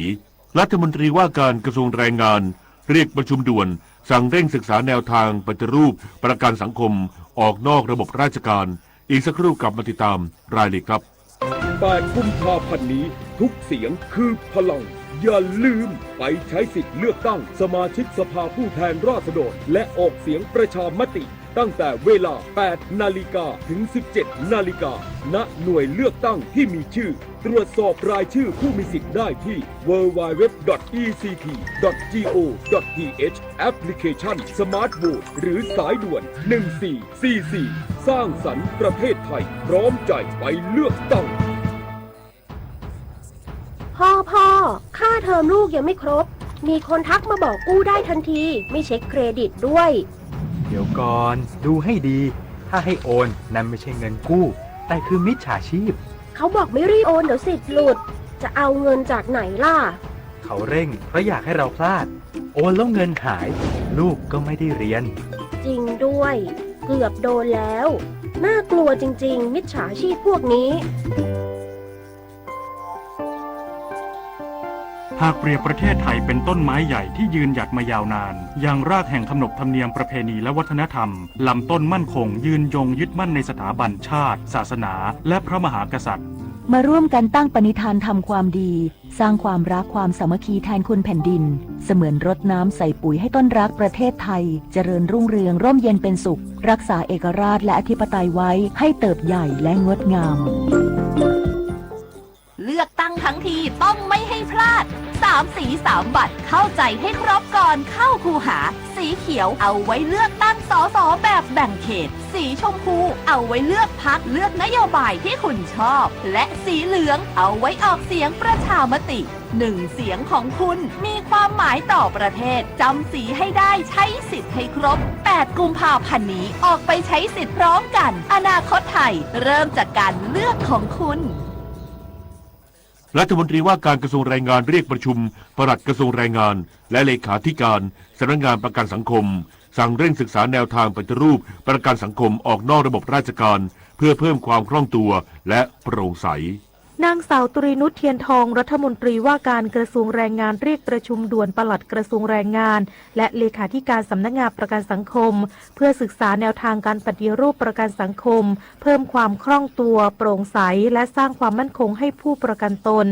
พร้อมระบุว่าสำนักงานประกันสังคมดำเนินงานมามากกว่า35 ปีถึงเวลาปรับโครงสร้างให้สอดคล้องกับสภาพเศรษฐกิจและสังคมที่เปลี่ยนแปลงโดยพิจารณาแนวทางออกนอกระบบราชการเพื่อเพิ่มประสิทธิภาพการบริหารจัดการกองทุนการปรับโครงสร้างจะช่วยให้การตัดสินใจด้านการลงทุนและการบริหารบุคลากรมีความรวดเร็วพร้อมยกระดับระบบตรวจสอบให้โปร่งใสและพัฒนาสิทธิประโยชน์ให้ตอบโจทย์แรงงานมากขึ้นทั้งนี้ยืนยันว่าไม่ใช่การแปลรูปเป็นเอกชนและได้มอบหมายให้ตั้งคณะทำงานจัดทำแผนโรดแมพพร้อมเปิดรับฟังความคิดเห็นจากทุกภาคส่วนก่อนกำหนดแนวทางดำเนินการในอนาคตนิตยาคุณสิมรายงานประธานคณะอนุกรรมาธิการด้านการประกันสังคมวุฒิสภาชี้แจงสูตรการเลือกตั้งคณะกรรมการประกันสังคมชุดใหม่สำนักงานประกันสังคมเป็นผู้ดำเนินการขณะที่สูตรของวุฒิสภายังอยู่ระหว่างการรับฟังความคิดเห็นนายชินโชติแสงสังประธานคณะอนุกรรมาธิการด้านการประกันสังคมวุฒิสภาแถลงข่าวชี้แจงข้อเท็จจริงเกี่ยวกับกระแสข่าวการกำหนดกติกาและสูตรการเลือกตั้งคณะกรรมการประกันสังคมชุดใหม่ซึ่งจะหมดวาระประมาณเดือนกุมภาพันธ์ 2569 โดยระบุว่าสูตรการเลือกตั้งที่สำนักงานประกันสังคมอยู่ระหว่างจัดทำประชาพิจารณ์ไม่ได้มีที่มาจากวุฒิสภาแต่เป็นการดำเนินการของสำนักงานประกันสังคมโดยตรงที่คาดว่าจะจัดขึ้นในช่วงเดือนกรกฎาคม 2569ซึ่งสูตรการเลือกตั้งใหม่ตามที่ปรากฏในข่าวที่อาจเปลี่ยนจากระบบผู้ประกันตน1 คนสามารถเลือกกรรมการได้7 คนเป็นความเข้าใจคลาดเคลื่อนเนื่องจากสูตรดังกล่าวเป็นแนวคิดที่สำนักงานประกันสังคมเป็นผู้ร่างและนำมารับฟังความคิดเห็นของประชาชนระหว่างวันที่15 มกราคมถึง14 กุมภาพันธ์ 2569ทั้งนี้ยืนยันว่าไม่ได้จัดทำหรือส่งออกจากคณะกรรมาธิการการแรงงานหรืออนุกรรมาธิการด้านการประกันสังคมสำหรับแนวคิดสูตรการเลือกตั้งของคณะอนุกรรมาธิการได้ถอดบทเรียนจากการเลือกตั้งเมื่อวันที่ 24 ธันวาคม 2566 ซึ่งใช้งบประมาณจำนวนมากแต่มีผู้มาใช้สิทธิ์ค่อนข้างน้อยโดยจะให้ผู้ประกันตนสามารถใช้สิทธิ์เลือกตั้งได้ต่อเนื่องเป็นระยะเวลา7 วันควบคู่กับการเพิ่มจำนวนสถานที่เลือกตั้งเพื่อเพิ่มการมีส่วนร่วมของผู้ประกันตนให้มากยิ่งขึ้น ทางนี้แนวคิดดังกล่าวยังอยู่ในขั้นตอนการรับฟังความคิดเห็นยังไม่เคยเสนอหรือส่งไปยังหน่วยงานใดตามกระบวนการทางราชการชวิสาปทุมมารายงานรัฐมนตรีช่วยว่าการกระทรวงมหาดไทยประชุมคณะกรรมการนโยบายการผังเมืองแห่งชาติเพื่อการพัฒนาพื้นที่อย่างเป็นระบบและยั่งยืน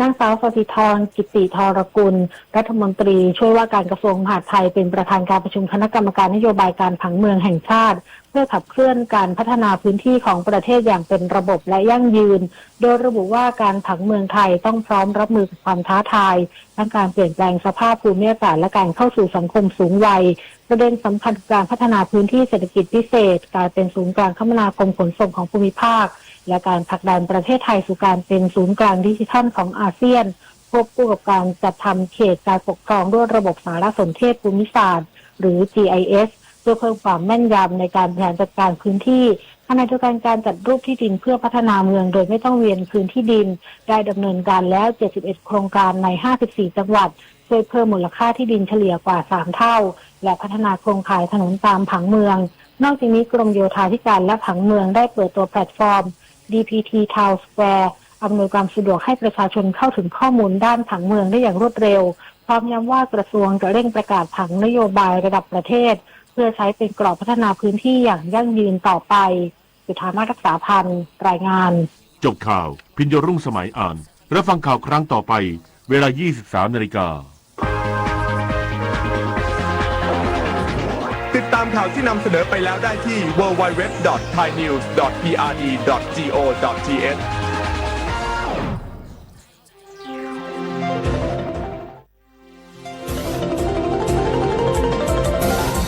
วิทยุแห่งประเทศไทยให้ความรู้กู้ความสุข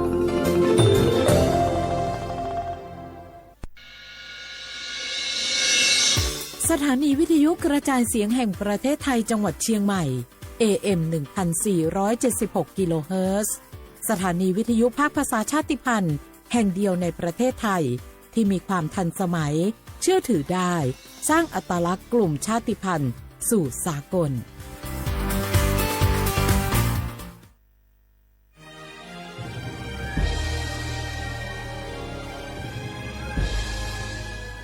เกิดเป็นคนไทยเติบโตบนผืนแผ่นดินไทยจงภูมิใจในความเป็นไทยชาติไทยเรานั้นนับเป็นชาติที่มีความเป็นมาเก่าแก่ยาวนานเรามีภาษาวัฒนธรรมและมีสิ่งต่างๆที่เป็นเอกลักษณ์ให้เราได้ภาคภูมิใจในความเป็นคนไทยเราควรเห็นคุณค่าและมีความรักชาติหวงแหนแผ่นดินอันเป็นมรดกของบรรพชน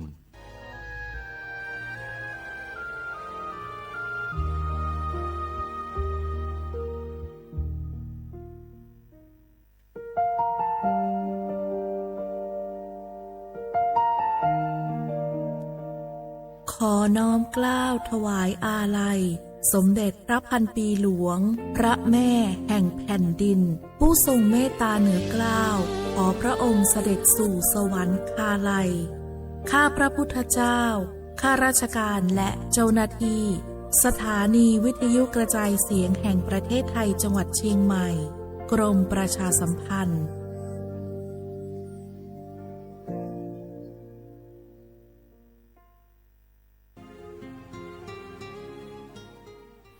This is a moment of profound grief for the Kingdom of Thailand. The collective voices of Radio Thailand Chiang Mai join the Thai nation in mourning the passing of our beloved Queen Martha, Her Majesty Queen Sirikit. Her life was a testament to the unwavering service, grace, and deep love for the Thai people. Our humble condolences and thoughts are with His Majesty the King, the royal family, and all the Thai people during this deeply sorrowful time. We will remember her forever.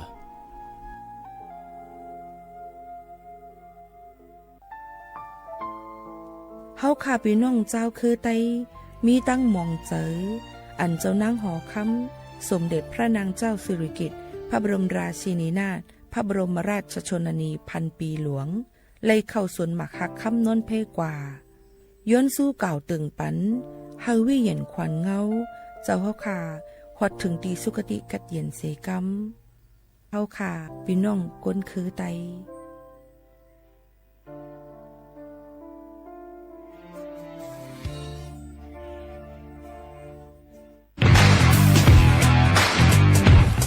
ัฐบาลไทยประกาศสงครามสแกรมเมอร์รัฐบาลจึงได้ประกาศสงครามกับสแกมเมอร์ในฐานะที่สแกมเมอร์เป็นวาระแห่งชาติและในวันนี้ผมก็ได้ใช้โอกาสนี้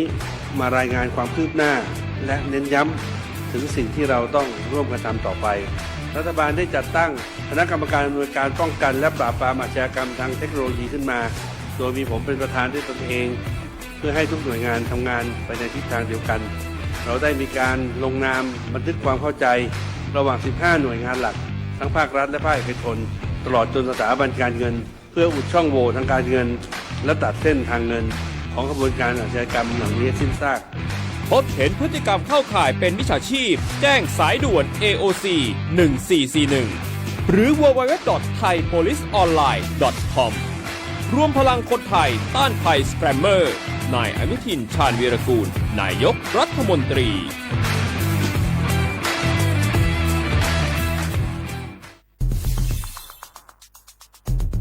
แค่ 3 ปีความเสียหายจากอาชญากรรมไซเบอร์ของคนไทยพุ่งทะลุถึง 94,000 ล้านบาทหรือเฉลี่ยปีละ 30,000 ล้านบาททุก1ชั่วโมงเราเสียเงินกว่า 3.4 ล้านบาทให้กับมิจฉาชีพออนไลน์โจรไม่เห็นใจคนอาชีพไหนอายุเท่าไหร่สถานะทางการเงินแบบใดหมอพ่อค้านักธุรกิจนักเรียนแม่บ้านข้าราชการเกษียณทุกคนตกเป็นเหยื่อได้เสมอและวันหนึ่งอาจเป็นคุณหรือคนที่คุณรักเพราะจุดอ่อนร่วมของเหยื่อคือความเร่งรีบ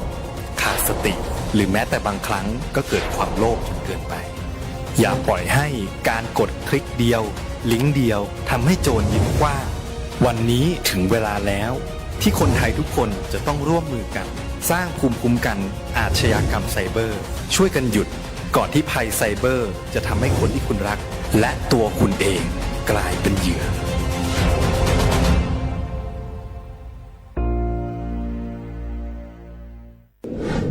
ในช่วงนี้หลายพื้นที่ของประเทศไทยอากาศหนาวเย็นอย่างต่อเนื่องโดยเฉพาะยอดดอยและยอดภูประชาชนอาจเสี่ยงต่อโรคและภัยสุขภาพจากอากาศหนาวได้ขอให้ทุกคนเฝ้าระวังโรคที่พบบ่อยในฤดูหนาวได้แก่ไข้หวัดใหญ่ปอดอักเสบโรคอุจจาระร่วงโรคหัดโรคมือเท้าปากรวมทั้งภาวะเจ็บป่วยหรือเสียชีวิตจากอากาศหนาวโดยไม่ทราบสาเหตุโดยเฉพาะผู้ที่ไม่สวมใส่เสื้อผ้ากันหนาวหรือผู้ที่ดื่มสุราเป็นประจำป้องกันง่ายๆเริ่มที่ตัวเราดูแลสุขภาพให้แข็งแรงออกกำลังกายสม่ำเสมอรับประทานอาหารปรุงสุกดื่มน้ำสะอาดล้างมือบ่อยๆไม่ใช้ของส่วนตัวร่วมกับผู้อื่นและหากมีอาการไอจามอย่าลืมสวมหน้ากากอนามัยทุกครั้งขณะอยู่ในที่แออัดที่สำคัญควรรักษาความอบอุ่นเตรียมเสื้อผ้ากันหนาวให้เพียงพองดดื่มเครื่องดื่มแอลกอฮอล์เพื่อความปลอดภัยในช่วงอากาศหนาวนี้ดูแลสุขภาพให้แข็งแรงตลอดช่วงฤดูหนาวนี้กันด้วยนะคะด้วยความปรารถนาดีจากสำนักงานประชาสัมพันธ์ที่ 3 กรมประชาสัมพันธ์ใครๆก็รู้กันถุงยางอนามัยพกเอาไว้ช่วยได้ช่วยป้องกันโรคอันตรายที่มากับเพศสัมพันธ์ทั้งซิฟิลิสหนองในเอดส์ไวรัสตับอักเสบบีหรือแม้แต่มะเร็งปากมดลูกช่วยป้องกันถ้ายังไม่อยากมีลูกหรือท้องไม่พร้อมตอนนี้แต่ที่ยังไม่รู้คือไม่ใช่สิทธิ์บัตรทองก็มีสิทธิ์ขอรับถุงยางอนามัยได้รวมถึงยาคุมกำเนิดฟรีสิทธิประโยชน์สำหรับคนไทยทุกคนสอบถามเพิ่มเติมสายด่วนสปสช1330ตลอด24ชั่วโมงหนึ่งเสียงของท่านมีความหมายต่ออนาคตประเทศการเลือกตั้งคือโอกาสสำคัญที่ประชาชนจะได้ร่วมกำหนดทิศทางบ้านเมืองขอเชิญชวนพี่น้องประชาชนผู้มีสิทธิ์เลือกตั้งทุกท่านออกไปใช้สิทธิ์เลือกตั้งปี 2569 เลือกคนดีเลือกผู้แทนที่ตั้งใจทำงานเพื่อประโยชน์ของประชาชนบดีปล่อยให้เสียงของท่านเงียบหายเพราะประชาธิปไตยเริ่มต้นที่การไปใช้สิทธิ์ร่วมกันไปเลือกตั้ง อย่างพร้อมเพรียงกันวันอาทิตย์ที่ 8 กุมภาพันธ์ 2569 8 โมงเช้าถึง 5 โมงแลงใจสิทธิ์ใจเสียงเพื่ออนาคตของประเทศไทย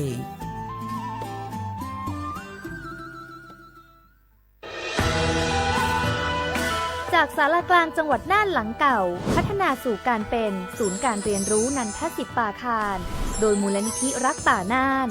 นับเป็นพระมหากรุณาธิคุณที่สมเด็จพระกนิษฐาธิราชเจ้ากรมสมเด็จพระเทพรัตนราชสุดาสยามบรมราชกุมารีได้พระราชทานนามนันทศิษย์ป่าคารอันหมายถึงอาคารแห่งความรู้ทุกแขนงของจังหวัดน่านภายในประกอบด้วยห้องนิทรรศการเฉลิมพระเกียรติรัชกาลที่ 9 แสดงพระราชประวัติและพระราชกรณียกิจของพระผู้ทรงเป็นพลังแห่งแผ่นดินและต้นแบบของความเพียรรถพระที่นั่งอนุสรณ์แห่งการเสด็จเยี่ยมราษฎรในถิ่นทุรกันดารทั่วทุกภูมิภาคของไทยพิพิธภัณฑ์ศาลากลางจังหวัดน่านความทรงจำของอาคารหลังเก่าและการอนุรักษ์สิ่งสำคัญของเมืองน่านเทคโนโลยีกับมนุษย์จุดประกายความคิดสร้างสรรค์สู่การสร้างนวัตกรรมในอนาคตน่านซิมูเลชันแนวทางจัดการขยะที่ยั่งยืนเพื่อตระหนักถึงผลกระทบต่อสังคมเศรษฐกิจและสิ่งแวดล้อมห้องสมบัติน่านย้อนรอยสู่อดีตและความรุ่งเรืองของนครน่านผ่านเงินตราเครื่องเงินและผ้าทองเปิดให้เข้าชมฟรีไม่มีค่าใช้จ่ายตั้งแต่เวลา 9 นาฬิกาถึง 17 นาฬิกาหยุดทุกวันจันทร์และวันนักขัตฤกษ์มาร่วมอนุรักษ์สืบสานสร้างสรรค์ศิลปะวัฒนธรรมและวิทยาศาสตร์ของเมืองน่านคุณค่าที่น่าภาคภูมิใจ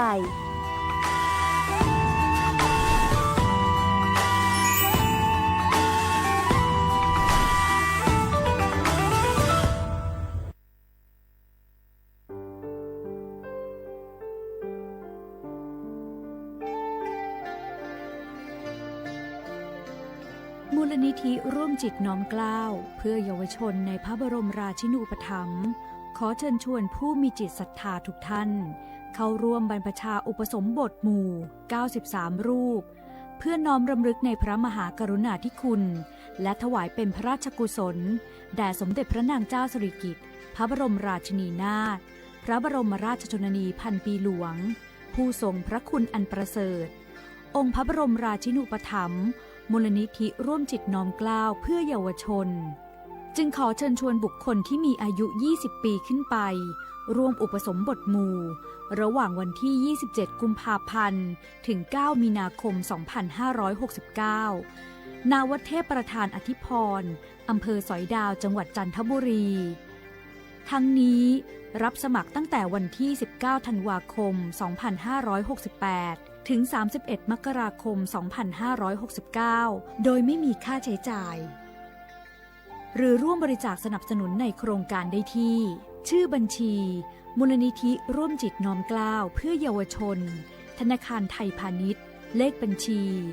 404-204-2266 สอบถามเพิ่มเติมได้ที่มูลนิธิร่วมจิตน้อมเกล้าโทร 08-0404-2439 และ 08-5114-8900จงหู้ค่าหือก้อนโมก้อนไฟอันเผาอยู่ตีกลางปางนั่นอ่ำเลยหายกว่าตั้งเลยมันเตเป็นฝุ่น PM 2.5 เซขึ้นมาเฮ็ดให้ป้ายอยู่ลีเฮาค่าขึ้นในค่าอ้อลองลดย่อมปัญหาจังไหนในอ่ำหยาบค่ะเงื่องแวอ่ำเผายุกยักเหมือไม่ต้นเยอต้นเข้ากับในให้ในสวนเฮาเปลี่ยนมากองไว้จ้อมกันเซเฮ็ดเป็นฝุ่นสภาวะอ่ำนั้นแจกแผ่ยุกยักเฮามันปอดถูกเมียนอีกป้าดังโฮมมือกันฟังด้วยไฟไหม้ป่าเถื่อนเฮาขาดชุดวิไลผูกต้นไม้น้ำเพิ่มปันปืนตีสีเขียวเฮ็ดเฮาจันล้มเสียนสายตาเฮากูก็เลยตั้งมุงมองเฮาลีเสฐานหน้ากอกับสืบปืนเผาตี 3กรมประชาสัมพันธ์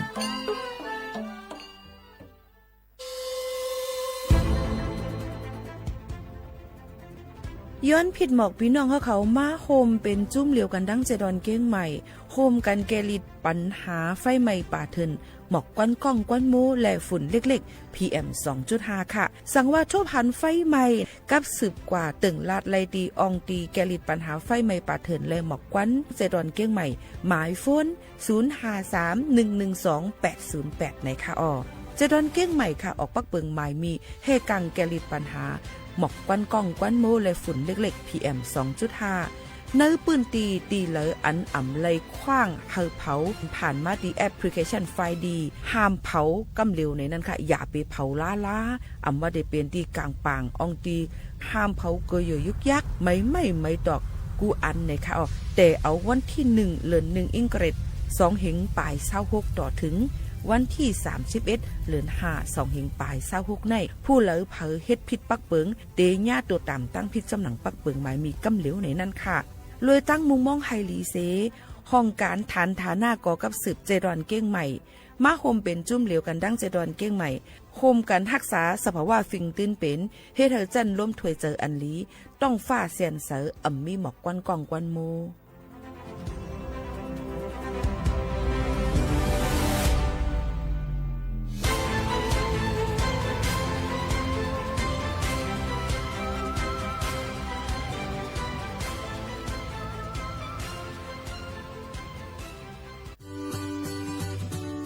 พี่น้องเฮาเขาค่ะบ่ถึงมาในวันอาทิตย์ที่8เดือนธันวาคม25ปากปลาย69พี่น้องเฮาเขาจะเจออันเลยเป็นเจอคือไทยสัญชาติไทยเย้าอย่าไปลืมก่อยหย่อนเนแคบกลางเจอกว่าเลือกตั้งอองตีมีจื้อเฮาขานั่นในค่ะข้าวย่ำ 8:00 นกลางในต่อถึง 5:00 นไว้วันค่ะคักตอนง่ายๆค่ะเตเจอวัดไว้กับตัวอันเดียวกุ้ยก้นอันมีศูนย์ตาเตกว่าหย่อนในแคบกลางเจอเตเลยวัดไว้หย่อนในแคบกลางใจอยู่3ไว้3สีจ้อมกันในค่ะสีเขียวเตเป็นวัดไว้เลือกตั้งสสแบบแบ่งเขตเลือกตั้งค่ะสีของเตเป็นไว้เลือกตั้งสสแบบบัญชีรายชื่อและสีเหลืองเตเป็นไว้ออกเสียงประชามติแก้ไขรัฐธรรมนูญในค่ะออกกว่าใจศูนย์ในศูนย์เป็นตาอนาคตตั้งนาอันฮอกคาเลือกไว้ลุยมือตัวเจ้าเก่าอย่าลืมกว่าเลือกตั้งกันค่ะนะ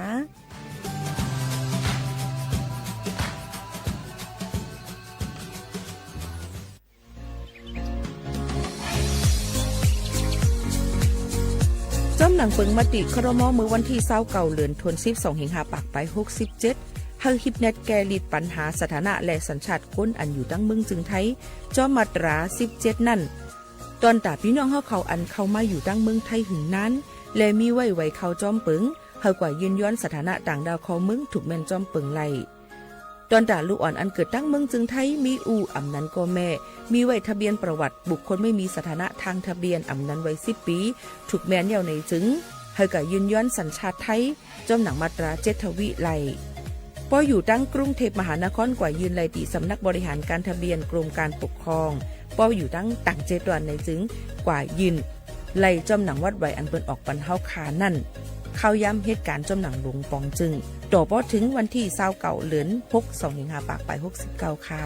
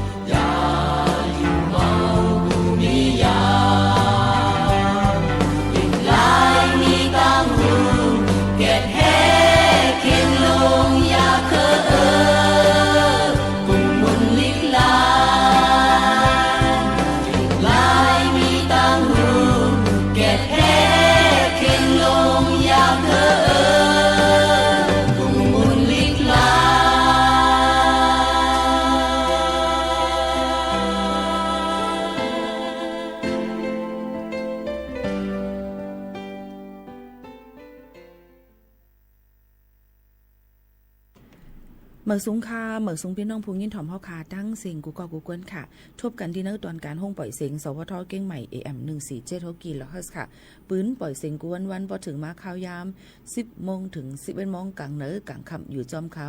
ยิงโมขาวนุ่นเป็นอ้อยก่ออ้อยแซ่ปอแม่ปีๆน้องๆเฮาเขาจึงหนังไหนค่ะอ๋อพบทบจอมกันในตอนการเฮาคาที่ในเสให้อยู่ลีกลางยานเพเข็นในนั่นค่ะกูกกูกวนในนั่นอ๋อตอนด่านในวันในก็ซ้ำถึงมาในวันจันทร์ที่26เดือนธันวาคม2 หิงปลาย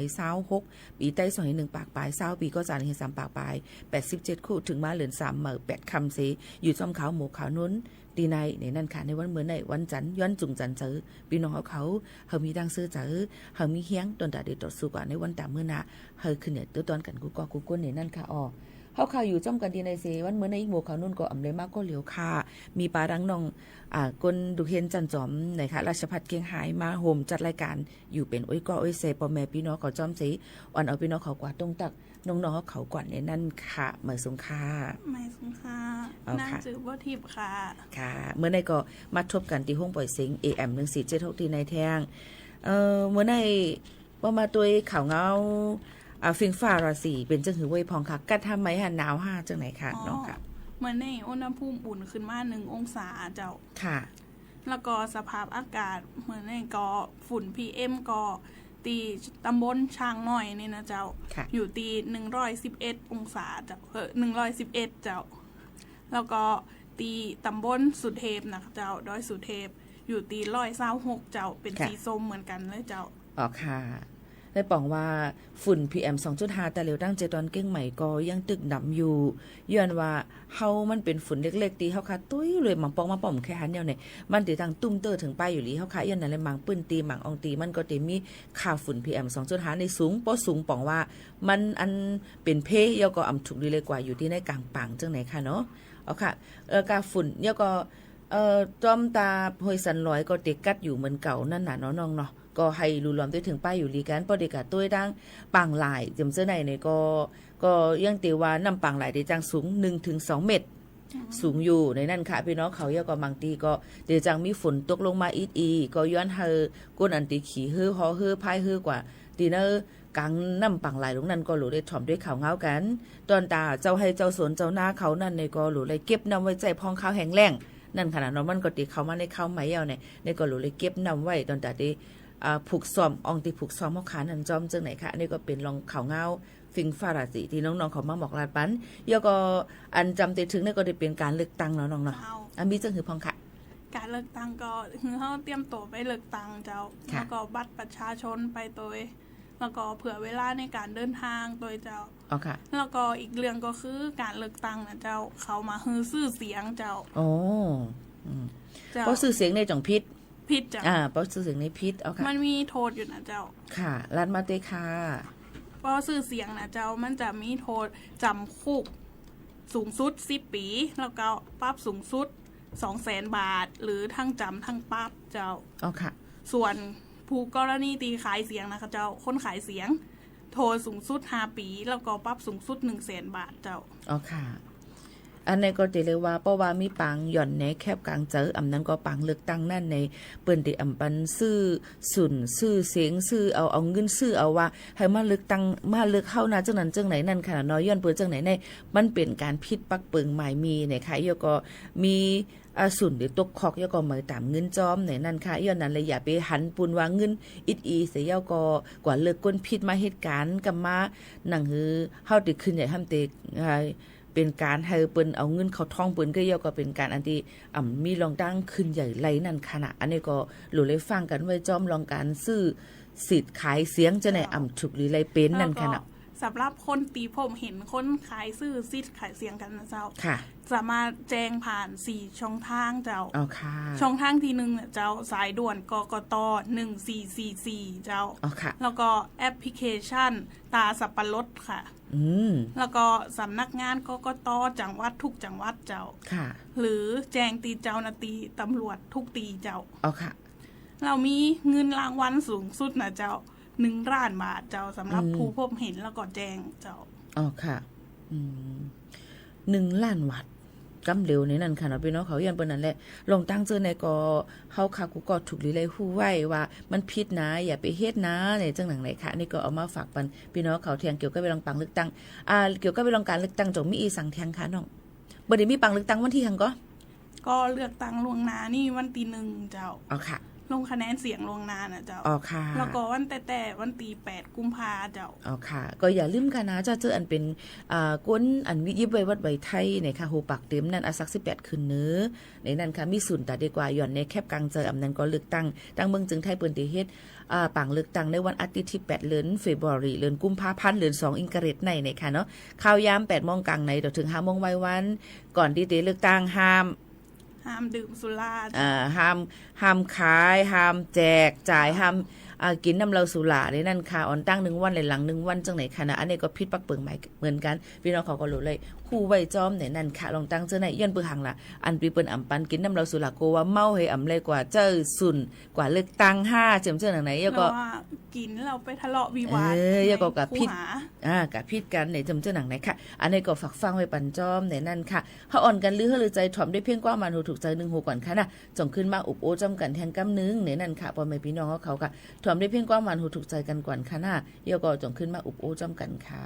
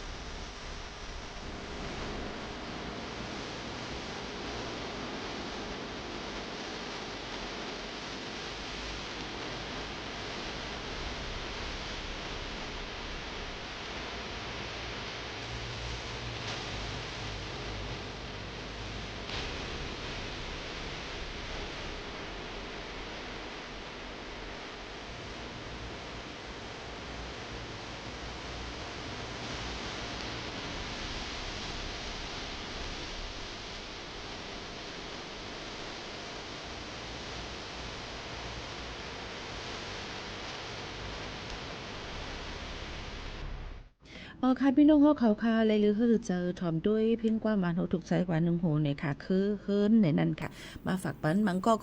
กว่ากินน้ำเหล้าสุราเมามิ่งมันก็เหตุการณ์ด้วยการซึ่งหือกอลีค่ะในเฮือนหนึ่งหลังในจุกดีเลยมีคนหลู่หลอมได้ถึงแล้วก็กุมทิ้งกันหนังเฮือนเฮือนเฮาค่ะบ่ได้มุนในนั้นค่ะก็มาฝากตอนจนถึงพี่น้องเขาค่ะอยู่ในขั้นตอนที่2ค่ะจอมน้องบัวทิพย์เนี่ยค่ะเมื่อไกลก็เลยลาดกว่าลองเขาเงาฟิงฟ้าราศีแล้วก็ลองปังเลือกตังในนั้นค่ะกำในแต่มีลองอีสังแทงค่ะเรื่องโรคภัยไข้เจ็บมาลองตั้งเป็นเนี่ยค่ะตั้งเป็นในเนี่ยค่ะหัวที่เกิดขึ้นมาเมื่อไรอยู่อเมริกันวันซิดิลมจังนั้นก็เป็นตั้งเป็นแล้วค่ะเมื่อในจะเป็นลองตั้งเป็นอีสังค่ะลองตั้งเป็นโรคอีสังตั้งโรคกะอีสังจังไหนค่ะค่ะเมื่อในก็จะเป็นโรคไวรัสนิปาเจ้าตอนนี้ในประเทศไทยยังมาพบเจ้าค่ะแต่พบตีอินเดียแล้วก็มาเลเซียเป็นหลักเจ้าค่ะเขาจะเลยเฮ็ดจังหือพองอาการมันก่อนนะเจ้าอาการมันก็คือจะเป็นอาการแบบเหมือนเท่าเป็นวัดแล้วก็ปวดหัวรุนแรงจะเจ้าค่ะแล้วก็มีไข้สูงแล้วก็ทำให้สมองอักเสบซึมหรือชักใดเจ้าค่ะแล้วก็การป้องกันมันนะเจ้าก็จะมีการล้างมือด้วยสบู่ทุกครั้งก่อนสัมผัสหลังสัมผัสซัดเจ้าแล้วก็มากินผลไม้ที่ตกปื้นหรือมีรอยแมลงกัดเจ้าแล้วก็เลียงสัมผัสภูตีแบบป่วยหรือไก่ตายประมาณนี้เจ้าก็จะเลยลาดว่าเดี๋ยวย้อนปิ่นปันแห่งกำหนึ่งค่ะก็นั่นแหละเพราะว่าตั้งเป็นนี่ป้าวันนี้เกิดขึ้นมาที่ตั้งเมืองอินเดียในนั้นขนาดน้อยก็แต่เหลียวตั้งเมืองจึงไทยได้ก่อยไปหบทบยาก้นเป็นได้มันเป็นตั้งเป็นอันติดจับกันลูกดีโตซัดมาสู่ที่ก้นเฮาคาในให้ไหนค่ะนะเยอะก็มันก็ติมีลมไม้ไข้หนาวเนี่ยค่ะเจ็บไอเนี่ยค่ะมันหนังเป็นวัดเนี่ยค่ะปอดไก่ถ้วยใจหยาบเนี่ยค่ะเยอะก็ออกเตเกอเนี่ยค่ะเตจังเป็นลมว่าในถึงอสักสายใจไล่ลูกตีกันเลยว่าล่ะก็จะเป็นแมงมิงอันนั้นก็ค้างคาวนะคะตัวเสื้อกันเนี่ยก็ตัวสัตว์เหมือนหนังว่าหมูว่าม้าว่ะเจือมาสัตว์มาอย่างเงี้ยเจ้าไหนก็ตีหับเจอตีหมิงนั่นมาให้เนี่ยขึ้นกวนเอาขึ้นมาเนี่ยค่ะเงื่อนเวลองการกินหมักไหมอันที่ตัวสัตว์มันมาคบมากินจังไหนคะยก็อันตกลีนว่ะเจ้าไหนคะยก็หลุเลยใกล้ล้างมือให้หมดใส่เสียนใส่อยู่แต่เสียมือพ้องค่ะกับยิ้มเนี่ยตัวสัตว์นั่นนะคะยก็อย่าไปไกลอยู่จำก้นเป็นนั่นขนาดเนาะอันนี้ก็มันมีอียาไม่มีวัคซีนไม่มียารักษาเนาะมีวัคซีนให้กลางมียารักษามันเนี่ยค่ะเพราะเป็นจังไหนในจึงเฮาขาดถูหรือไรเงื่อนเวยยก็ประวัติดีกว่าดังตาเลียวตีคงเฮอหมินเจดอนเก้งใหม่อันนั้นก็ท่าอากาศยานเชียงใหม่เปิ้นก็ไว้ปักเปิงกดแจดกดทัดด้วยกูจังกว่าหบทบเนี่ยตั้งเป็นเชื่อไวรัสนิปาในมาในนั่นค่ะเนาะยก็กว่าเลยทั้งเมืองอินเดีย5ดีหลาย5ในก็ไว้พลา5จังไหนก็หลุเลยฟังกันไว้ในนั่นค่ะลองตั้งเป็นอันในค่ะเนาะตั้งเป็นนิปาในนี่ค่ะลีโกเต้ๆถึงอาสากสายใจไล่ในขณะพี่น้องเขาค่ะในก็ตึกเกิดขึ้นมาลีโกเลยเซโควิด19ก่อนแต่ว่ามันก็จับง่ายเหมือนโควิด19แต่ก็ว่าตั้งเป็นอะไรลีโกเต้ๆว่าเนี่ยค่ะอันลูกทีแมงมิงมันก็เตว่าวิ่ง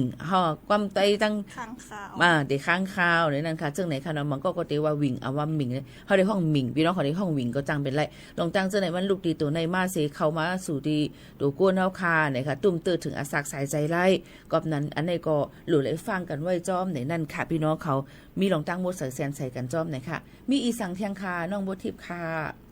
แล้วก็อีกเรื่อง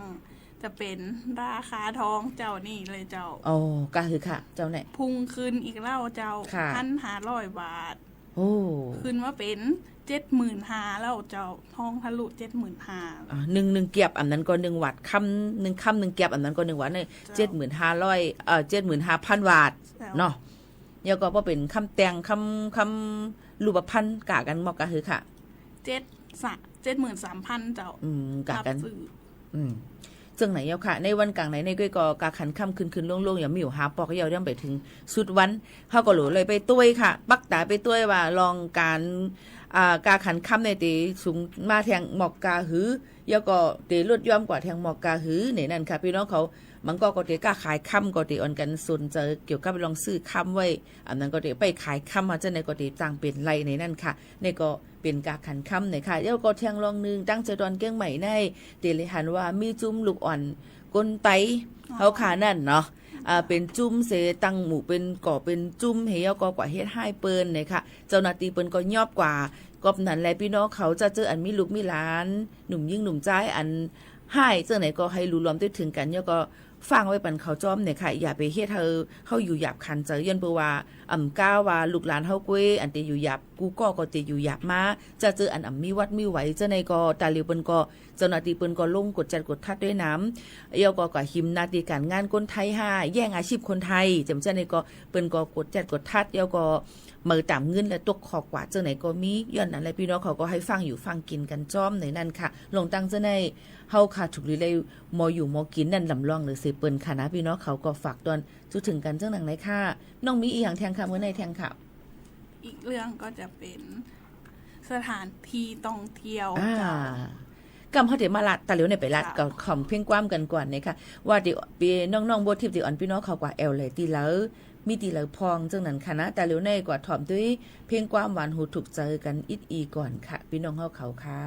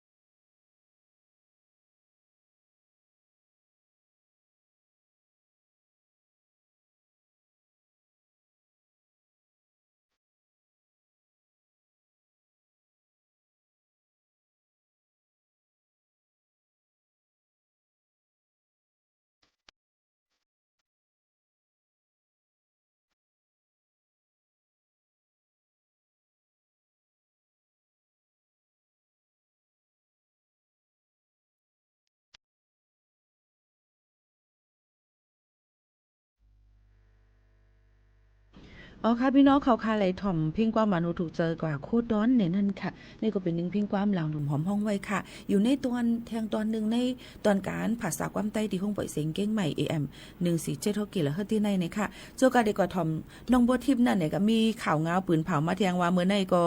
ดีดังวัด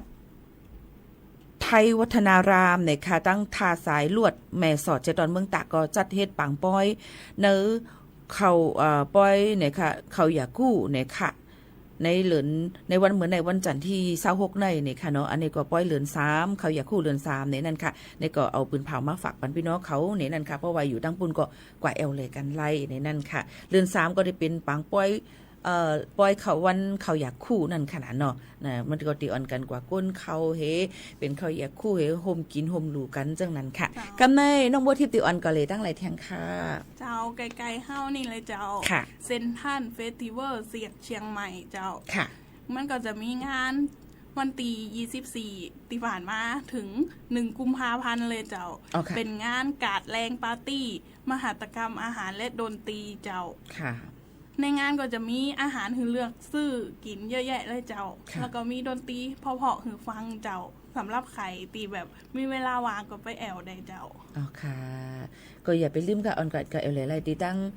เชียงใหม่เซ็นทรัลเฟสติวัลเนี่ยค่ะเนาะกันนั้นก็มีตีแอลเลยนะคะมีตีเหลยเทียงค่ะตีเหลยแน่ตั้งเจดอนเก้งใหม่แน่มีตั้งไหลพองอ่ะจงยำไปกว่าจงไปกว่าเหลพองเอา5เนี่ยนั่นก็ได้จวนกันเหลตั้งเก้ง5อ่ะอันนี้ของเจียงใหม่อยู่จ้ะเจียงใหม่อยู่เจียงใหม่นี่ตีลาสุดเลยสะพานคลองแม่ขาตีเขาสร้างใหม่เส้นใหม่อ่ะเจ้าอ๋อค่ะตีอยู่ตีถนนอะไรแม่ช้างสะพานแม่ขาช้างม้อยค่ะช้างม้อยค่ะเล่าตอนนี้เขาสร้างสะพานเกือบเส้นเล่าสมบูรณ์ 100% เจ้าสามารถไปถ่ายรูปได้แล้วก็ไปเที่ยวได้เจ้าสำหรับคนที่ชอบถ่ายรูปเจ้าเพราะว่าเหมือนฟิลเมืองนอกอ๋อเจือกนะถ่ายแคบหางเลยก็กะว่าถ่ายออกมาหางลีมาปีค่ะต้องแบบจะถ่ายเฮลีต้องหามุม45องศากันเดี๋ยวเลยให้ไหนเดี๋ยวเลยตุ้ยยอมนิดนึงไหนค่ะพี่น้องเขาจังมีค่ะแบบว่าตัวผักตัวมันก็เลยก็นั้นมันติมีว่าทาประจำทาน้องบัวทิพย์ทาประจำถ่ายรูปในทายยังมียืนตรงเปิดมาใจสายถ่ายรูปอ่ะยืนตรงให้ได้เนี่ยค่ะเดี๋ยวเป็นเช่นนั้นค่ะบางปอมาปีโมค่ะนู่นก็เดี๋ยวตีที่คือถ่ายให้มันยอมต้องนิดหน่อยเคียงๆแบบนี้นิดหน่อยมันตรงตีมีทาไผ่เท้ามันจะไหนค่ะนะพี่น้องมันก็เดี๋ยวมีมันก็เดี๋ยวมีมันก็เดี๋ยวมีจังไหนค่ะพี่น้องเขาค่ะรู้มีถ่ายแคบหางจึงถึงกันพองก็หมอกลัดถึงน้องบัวทิพย์ไรน้องพูดดีก็ติดกับเฮ็ดจอมเนี่ยค่ะน้องพุกมาเดี๋ยวมาแอกทานเนี่ยถ่ายแค่พางจึงหือเจอไหนคะนะนี่ก็เป็นตั้งเปี่ยวมุนเจอกันก็หนึ่งด้วยการแต่เหลียวใน AI เข้ามาเต้นต่างมันก็เอาหน้าเอาใส่ดี AI ก็มีเฮ็ดไรดังใจผ่านแอปพลิเคชันหลายๆอันเนาะด้วยการChatGPT Gemini จำเจอไหนด้วยการอย่าลืมมาตรวจสอบเป็นภัยก่อนเดี๋ยวกำเตก็อยู่ในโลกเป็น AI แบบจะไหนค่ะเนาะกำนั้นพี่น้องเขาก็หลุดเลยตัวกันอีการที่เป็นแค่พัง AI ในมังปอกมาในมือ5หน้าตา5มังลองมาอันมันเต็มเหมือนอันเต็มมันเนาะมันติดปึงกันอีอ่อนอันนี้ก็จะงามกว่าว่าเดี๋ยวห้างลีเฮเนาะจังไหนค่ะเป็นจังไหนค่ะเนาะอันนี้ก็น้องก็ลาดไว้ในค่ะแล้วก็มีตีแอลแหล่แท่งหลายๆตีจะเจออันมาตั้งเจดอนเก้งใหม่ต่างตี4เหรียญมากก็ได้อ่อนกันกว่าแอลแหล่เหมือนหนังว่าวัดพระธาตุดอยสุเทพส่วนสัตว์เก้งใหม่ในซาฟารีลอยอินทนนท์มอนแจมแม่แจมหลายๆตีแล้วก็คาเฟ่เก้งใหม่นี่มีคาเฟ่นำนะ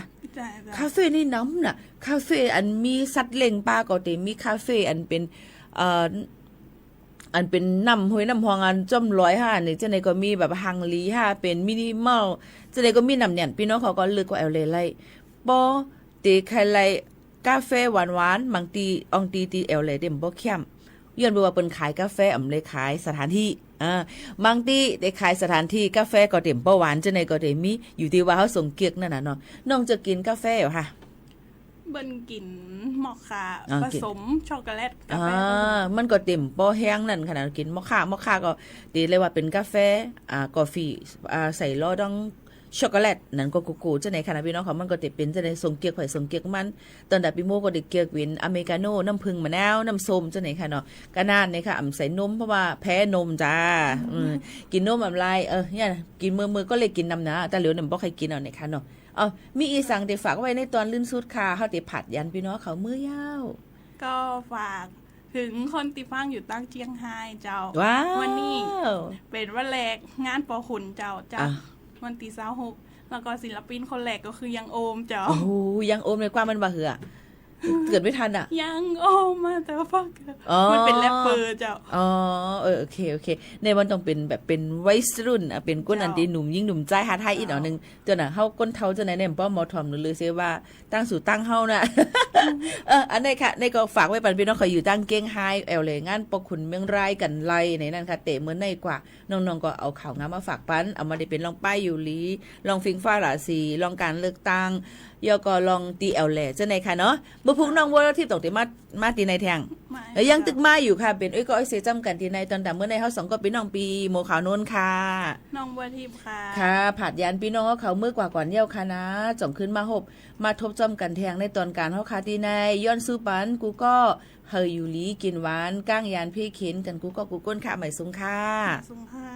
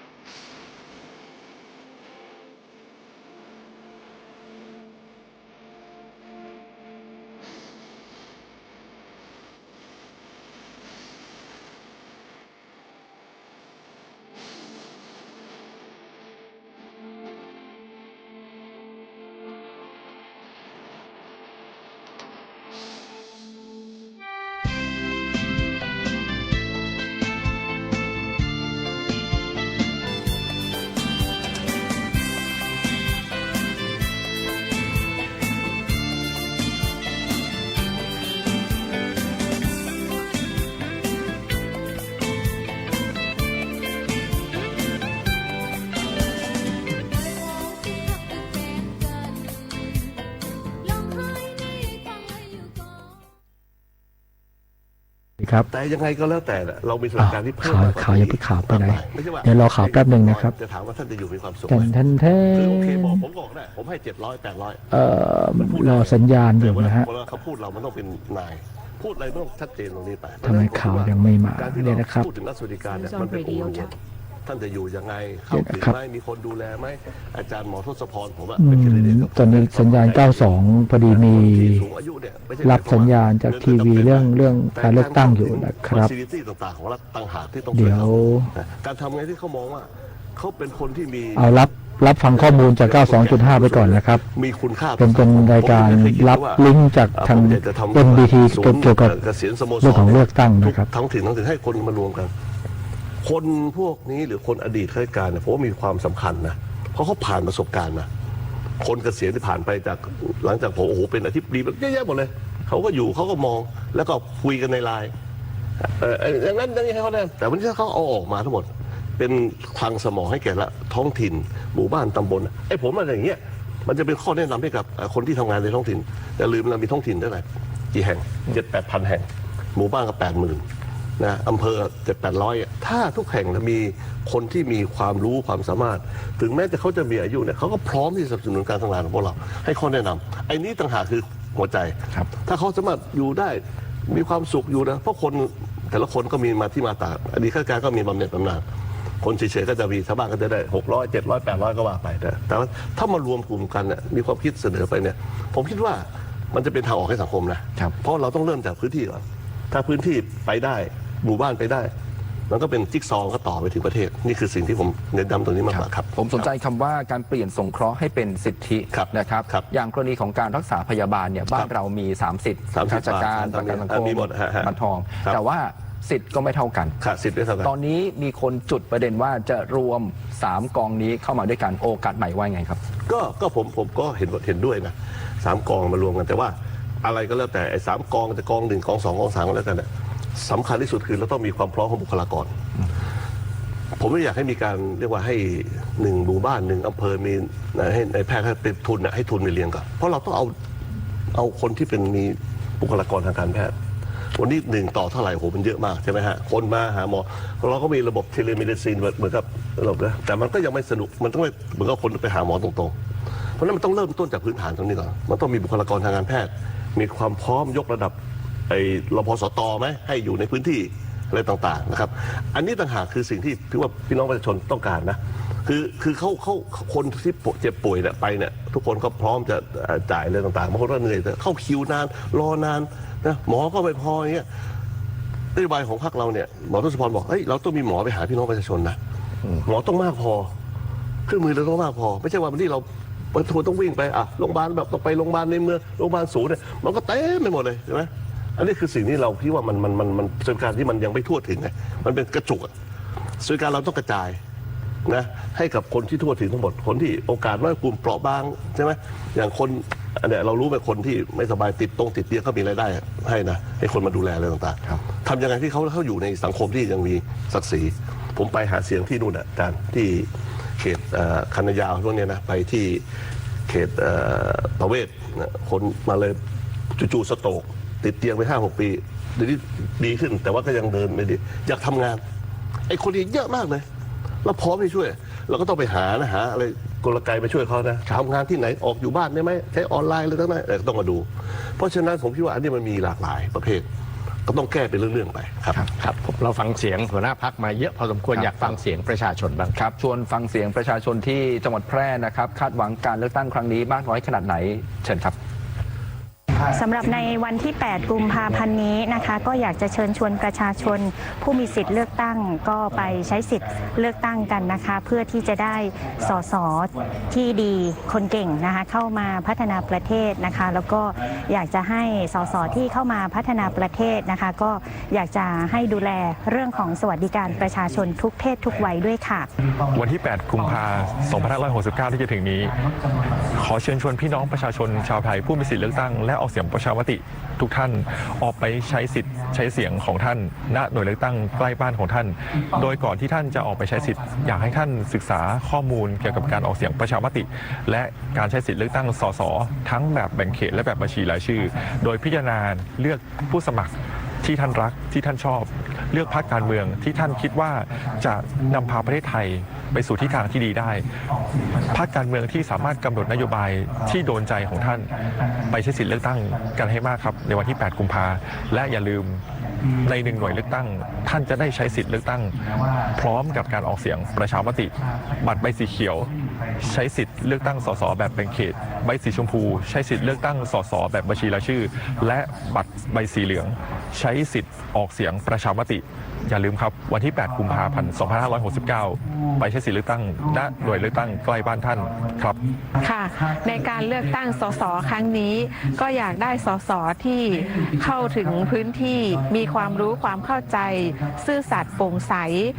พบปะประชาชนอยู่เป็นประจำและอยากให้สสสร้างอาชีพและแก้ไขปัญหาของคนในพื้นที่ของแต่ละจังหวัดโดยเฉพาะจังหวัดแพร่ของเราก็เกิดปัญหาน้ำท่วมอยู่เป็นประจำทุกปีอยากให้สสมาแก้ปัญหาณจุดนี้ในส่วนของวันที่ 8 กุมภาพันธ์ 2569 ก็ขอเชิญชวนพ่อแม่พี่น้องชาวแพร่มาใช้สิทธิ์ใช้เสียงของท่านในการเลือกตั้งสสและลงประชามติในเวลา 8 โมงเช้าถึง 5 โมงเย็นเลือกคนที่รักเลือกพรรคที่ชอบขอบคุณมากค่ะค่ะเราประชาชนคนไทยทุกคนนะคะมีสิทธิ์มีเสียงเราอยู่เมืองของประชาธิปไตยดังนั้นแล้วเราอยากได้สสแบบไหนเข้ามาพัฒนาประเทศชาติมันอยู่ที่ปลายปากกาของเราค่ะวันที่ 8 นี้นะคะ 8 กุมภาอย่าลืมเข้ามาใช้สิทธิ์ใช้เสียงกันทุกคนนะคะก็อยากจะขอเชิญนะคะพี่น้องชาวไทยนะคะผู้ที่มีสิทธิ์เลือกตั้งสมาชิกสภาผู้แทนราษฎรนะคะวันที่ 8 นี้ค่ะ 8 กุมภาพันธ์ 2569 ตั้งแต่เวลา 8 นาฬิกาจนถึงเวลา 17 นาฬิกานะคะก็คือถึง 5 โมงเย็นนะคะมาออกสิทธิ์นะคะเสียงทุกเสียงของท่านนะคะจะเลือกคนที่ใช่ที่ท่านอยากได้มาเป็นผู้แทนของท่านนะคะไม่ว่าจะเป็นเลือกพรรคนะคะเลือกสสในพื้นที่ของท่านและอีกอย่างหนึ่งนะคะก็คือการออกเสียงประชามติการแก้ไขรัฐธรรมนูญด้วยค่ะเชิญชวนออกมาใช้สิทธิ์ใช้เสียงกันเยอะๆโดยเฉพาะชาวแพร่ของเรานะคะค่ะขอบคุณค่ะ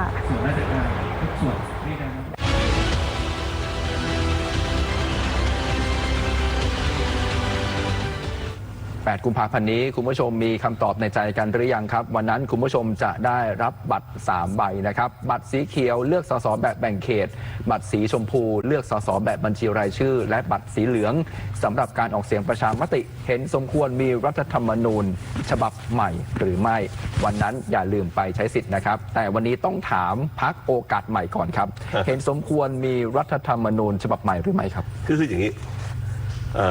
รัฐธรรมนูญเป็นกฎหมายสูงสุดในการปกครองประเทศเพราะฉะนั้นเราดูที่เจตจำนงของพี่น้องประชาชนนะครับถามภาคพรรคของเราเนี่ยเราเรื่องการแก้รัฐธรรมนูญเราไม่ได้ให้ความสำคัญมากครับเพราะเราเน้นเรื่องของปัญหาของพี่น้องประชาชนแต่นะถ้าพี่น้องประชาชนว่าไงว่าตามกันแต่ถ้าจะแก้เนี่ยนะก็ขออย่าแตะบท 1 บท 2นะครับแก้ในสิ่งที่จะเป็นประโยชน์นะครับเช่นเรื่องของสิทธิที่ผมเรียนเบื้องต้นพี่น้องประชาชนควรจะได้อะไรเพิ่มเข้าไปนะครับเรื่องขององค์กรอิสระมีความเหมาะสมไหมดีไหมเราจะทำยังไงให้เกิดความมีประสิทธิภาพในการทำงานอย่างเงี้ยโอเคแต่ถ้าถามผมเนี่ยเรื่องของการแก้รัฐธรรมนูญก็เป็นสิทธิ์ของพี่น้องประชาชนถือว่าวันเนี้ยวันที่ 8 กุมภาพันธ์เนี่ยอำนาจอยู่ในมือท่านละนะถ้าการแก้ก็พวกเราก็ไม่มีปัญหานะครับซึ่งจะร่วมในการที่เข้าไปดูแลตรงนี้ด้วยครับครับขออนุญาตกลับมาเรื่องเศรษฐกิจสีเขียวที่คุณจตุพรแตะไว้ในช่วงครึ่งแรกนะครับหลายพรรคพูดเหมือนกันข้าวคาร์บอนต่ำเปียกสลับแห้งข้าวคาร์บอนต่ำท่องเที่ยวสีเขียวโน่นนี่นั่นแต่คุณจตุพรที่เคยเป็นปลัดกระทรวงมาก่อนรู้ดีว่าราชการเนี่ยกระทรวงใครกระทรวงมันกรมใครกรมมันงบใครงบมันไม่ร่วมมือกันทำงานเป็นไซโลเนี่ยในฐานะเป็นหัวหน้าพรรคตรงนี้มาเสนอนโยบายนี้จะแก้ปัญหานี้อย่างไรคือผมคิดว่าวันนี้ในเรื่องของระบบราชการไม่ใช่ว่าเขาไม่ทำงานร่วมกันแต่ก็มีการเรียกว่าอินทิเกรตบูรณาการเราคุยเรื่องบูรณาการมานานแล้วนะครับแต่ว่าเนื่องจากว่าทุกคนก็จะมีกฎหมายแต่แล้วตัวเองกำกับอยู่นะซึ่งอันนี้มันก็ต้องถามว่าจะสังคายนาแล้วกิโยตินทันทีได้ไหมมันก็ต้องใช้เวลามันก็ไม่ใช่เรื่องง่าย สังคายนากฎหมายแค่กระทรวงทรัพย์อดีตกฎหมายป่าไม้อุทยานมันยังลุกกันอยู่อะไรต่างๆเลยมันก็ต้องไปดูแต่ว่าสิ่งที่สำคัญสุดผมเชื่อว่าเพื่อนๆข้าราชการของเราเนี่ยก็พร้อมในการทำงานนะเพียงแต่ว่าวันนี้เราต้องมองวิกฤตละถ้าสมมติว่าที่ผมเรียนเบื้องต้นเรื่องของการจัดสรรงบประมาณนะเอาแบบ to be fair นะว่าในการจัดสรรงบประมาณที่ผ่านมาเนี่ยเราก็จะจัดงบประมาณเป็นฟังก์ชันใช่ไหมก็เอาเรื่องงบประจำก่อนก็โอเคแต่ไม่ต้องจ่ายให้เป็นค่าจ้างอะไรก็ว่า 70% เข้าไปแล้วงบประจำแต่ ถ้างบลงทุนเนี่ยผมเรียนว่างบที่จะลงถึงพี่น้องประชาชนเนี่ยผมอยากให้ to be fair ว่าทำยังไงที่เราจะให้คนที่กระทรวงที่มันจำเป็นจริงๆทำคือไม่ได้หมายความว่าทุกคนก็จะเป็นเหมือนแฟลตเรทอะแต่เพิ่มทุกปีนี้ผมได้ 30,000 ปีหน้าอีก 5% เพิ่มอีกนี่นะอะไรเงี้ยนะแต่ว่า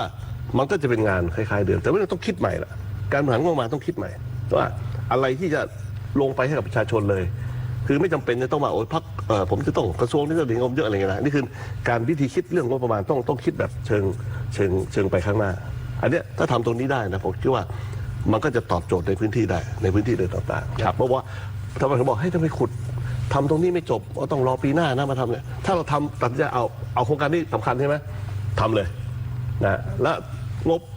กระทรวงอื่นอาจจะลดล้นแต่เรามาทำที่เป็นประโยชน์ให้ประชาชนภาพใหญ่เนี่ยผมว่าอันนี้จะเป็นประโยชน์นี่คือเรื่องของงบประมาณนะต้องมีวิธีคิดเพราะฉะนั้นไอ้อย่างเงี้ยมันต้องเข้าไปขับเคลื่อนในการปฏิรูประบบราชการผมว่าเพื่อนๆข้าราชการเขาก็เข้าใจนะเรามีข้าราชการค่อนข้างเยอะนะเราก็เข้าใจทุกวันที่ทุกคนก็พยายามที่ผลักดันแต่ว่าถึงจริงๆอ่ะมันก็เริ่มจากนโยบายก่อนถูกไหม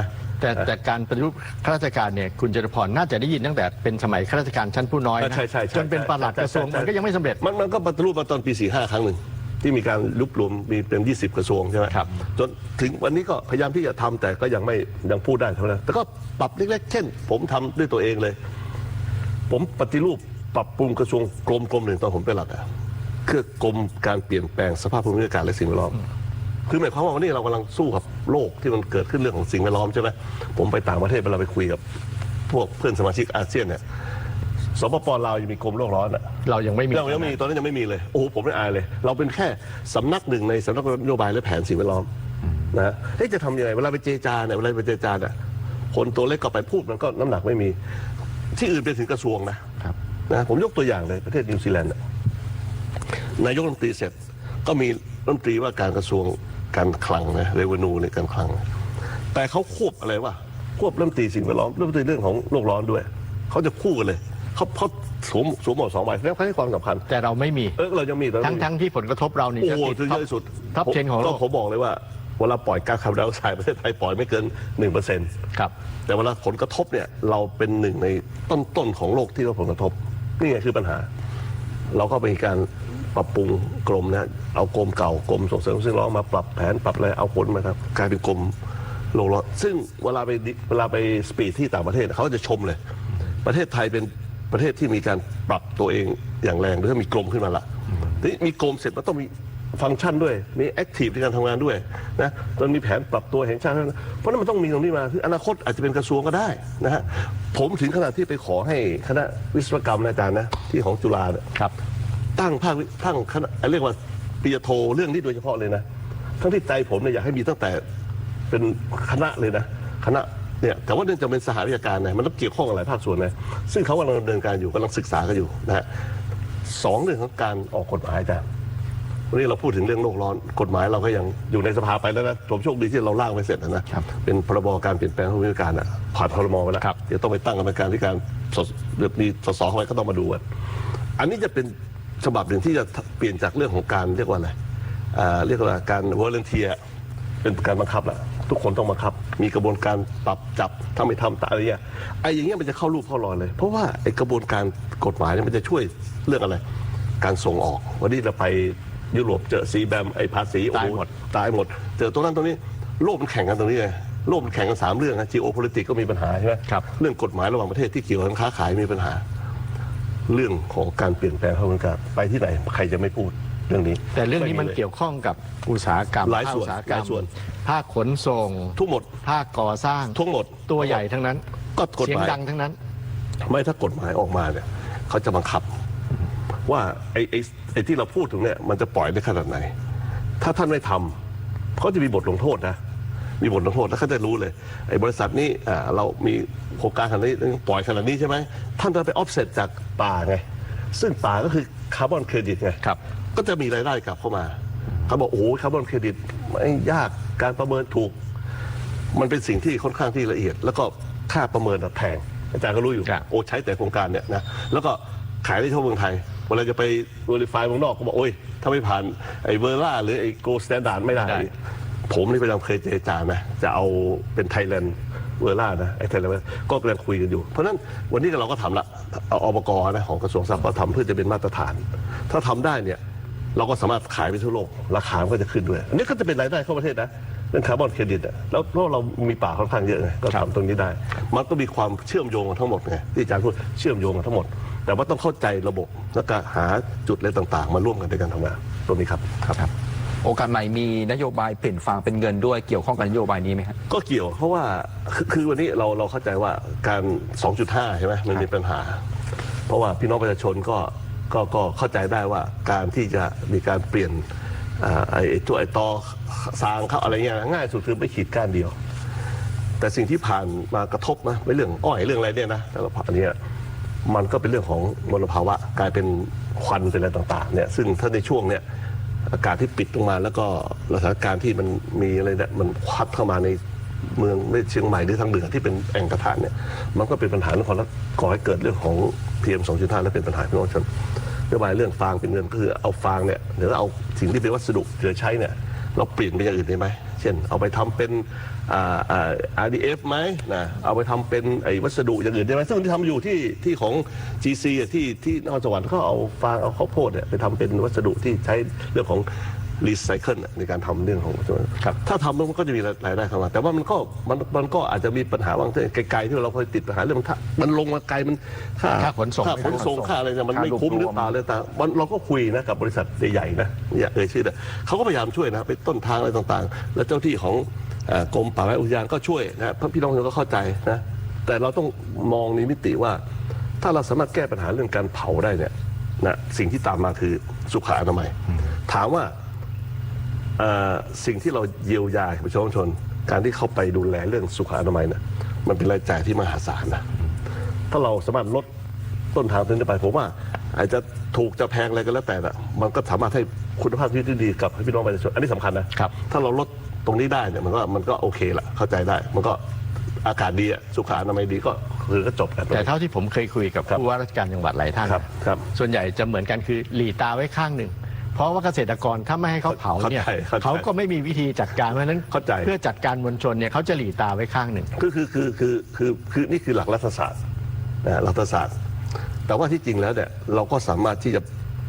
เปิดตาทั้งสองข้างได้แต่ว่าต้องให้เครื่องมือเขาก็มีหลายที่นะมีท่านผู้ว่าหลายที่ก็มีเครื่องจักรที่อาจจะท้องถิ่นเนี่ยเช่นไปไถพรวนถ้าไม่เผานะเรามีเครื่องจักรที่เวียนไปแต่คือมีเทคนิคแต่ละพื้นที่ไงแต่สุดท้ายสุดเนี่ยทำไงก็ได้ให้เป็นเผาน้อยที่สุดเข้าใจได้นะเข้าใจได้เมื่อก่อนเนี่ยไปดูตำราเรียนนะทางเหนือเนี่ยผมเคยเรียนจาก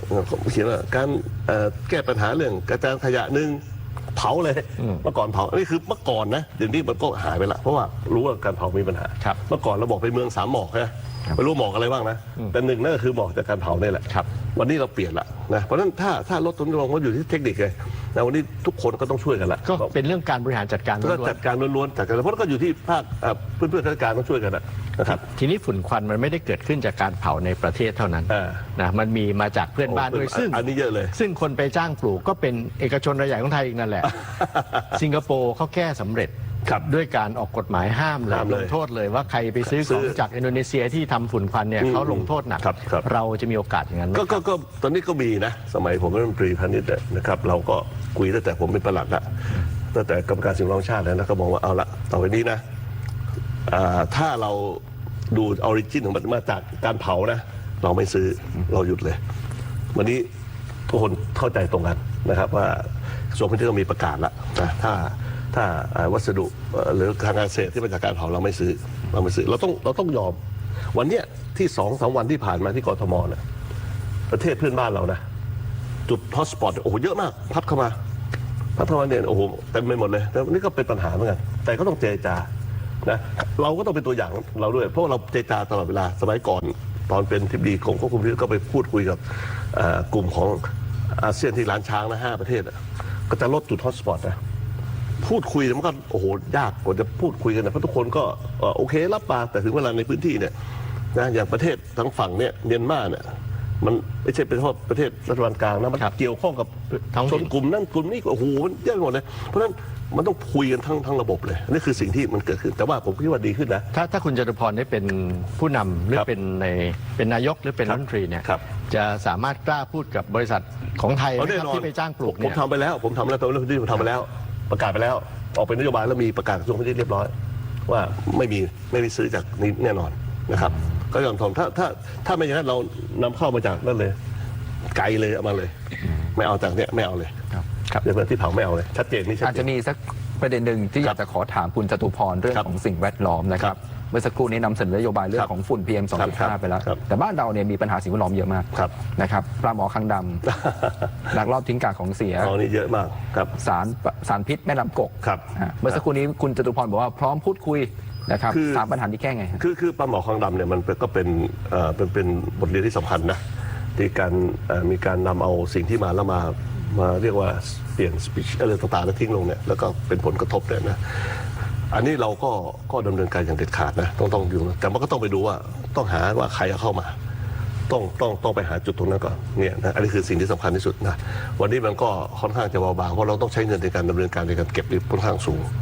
และพวกนี้มันก็กินถ้ากินได้ดีหมดอ่ะกินอร่อยหมดแน่นอนมันไม่อร่อยแต่มันไม่อร่อยมันยากเรื่องของการลักลอบกากของเสียอันนี้ผมทำมาเยอะมากนะไม่ว่าจะเป็นที่ฟ้องเลยนะไอ้ต้องแต่วินโปรเซสที่ระยองเนี่ยฟ้องบังคับเลยนะที่น้ำโจรที่ตัดริ้วนะที่ทิ้งเนี่ยเราก็ฟ้องเราก็ชนะแต่ว่าบริษัทที่มันเจ๊งไปหมดแล้วไม่รู้จะเอาเงินจากไหนนะ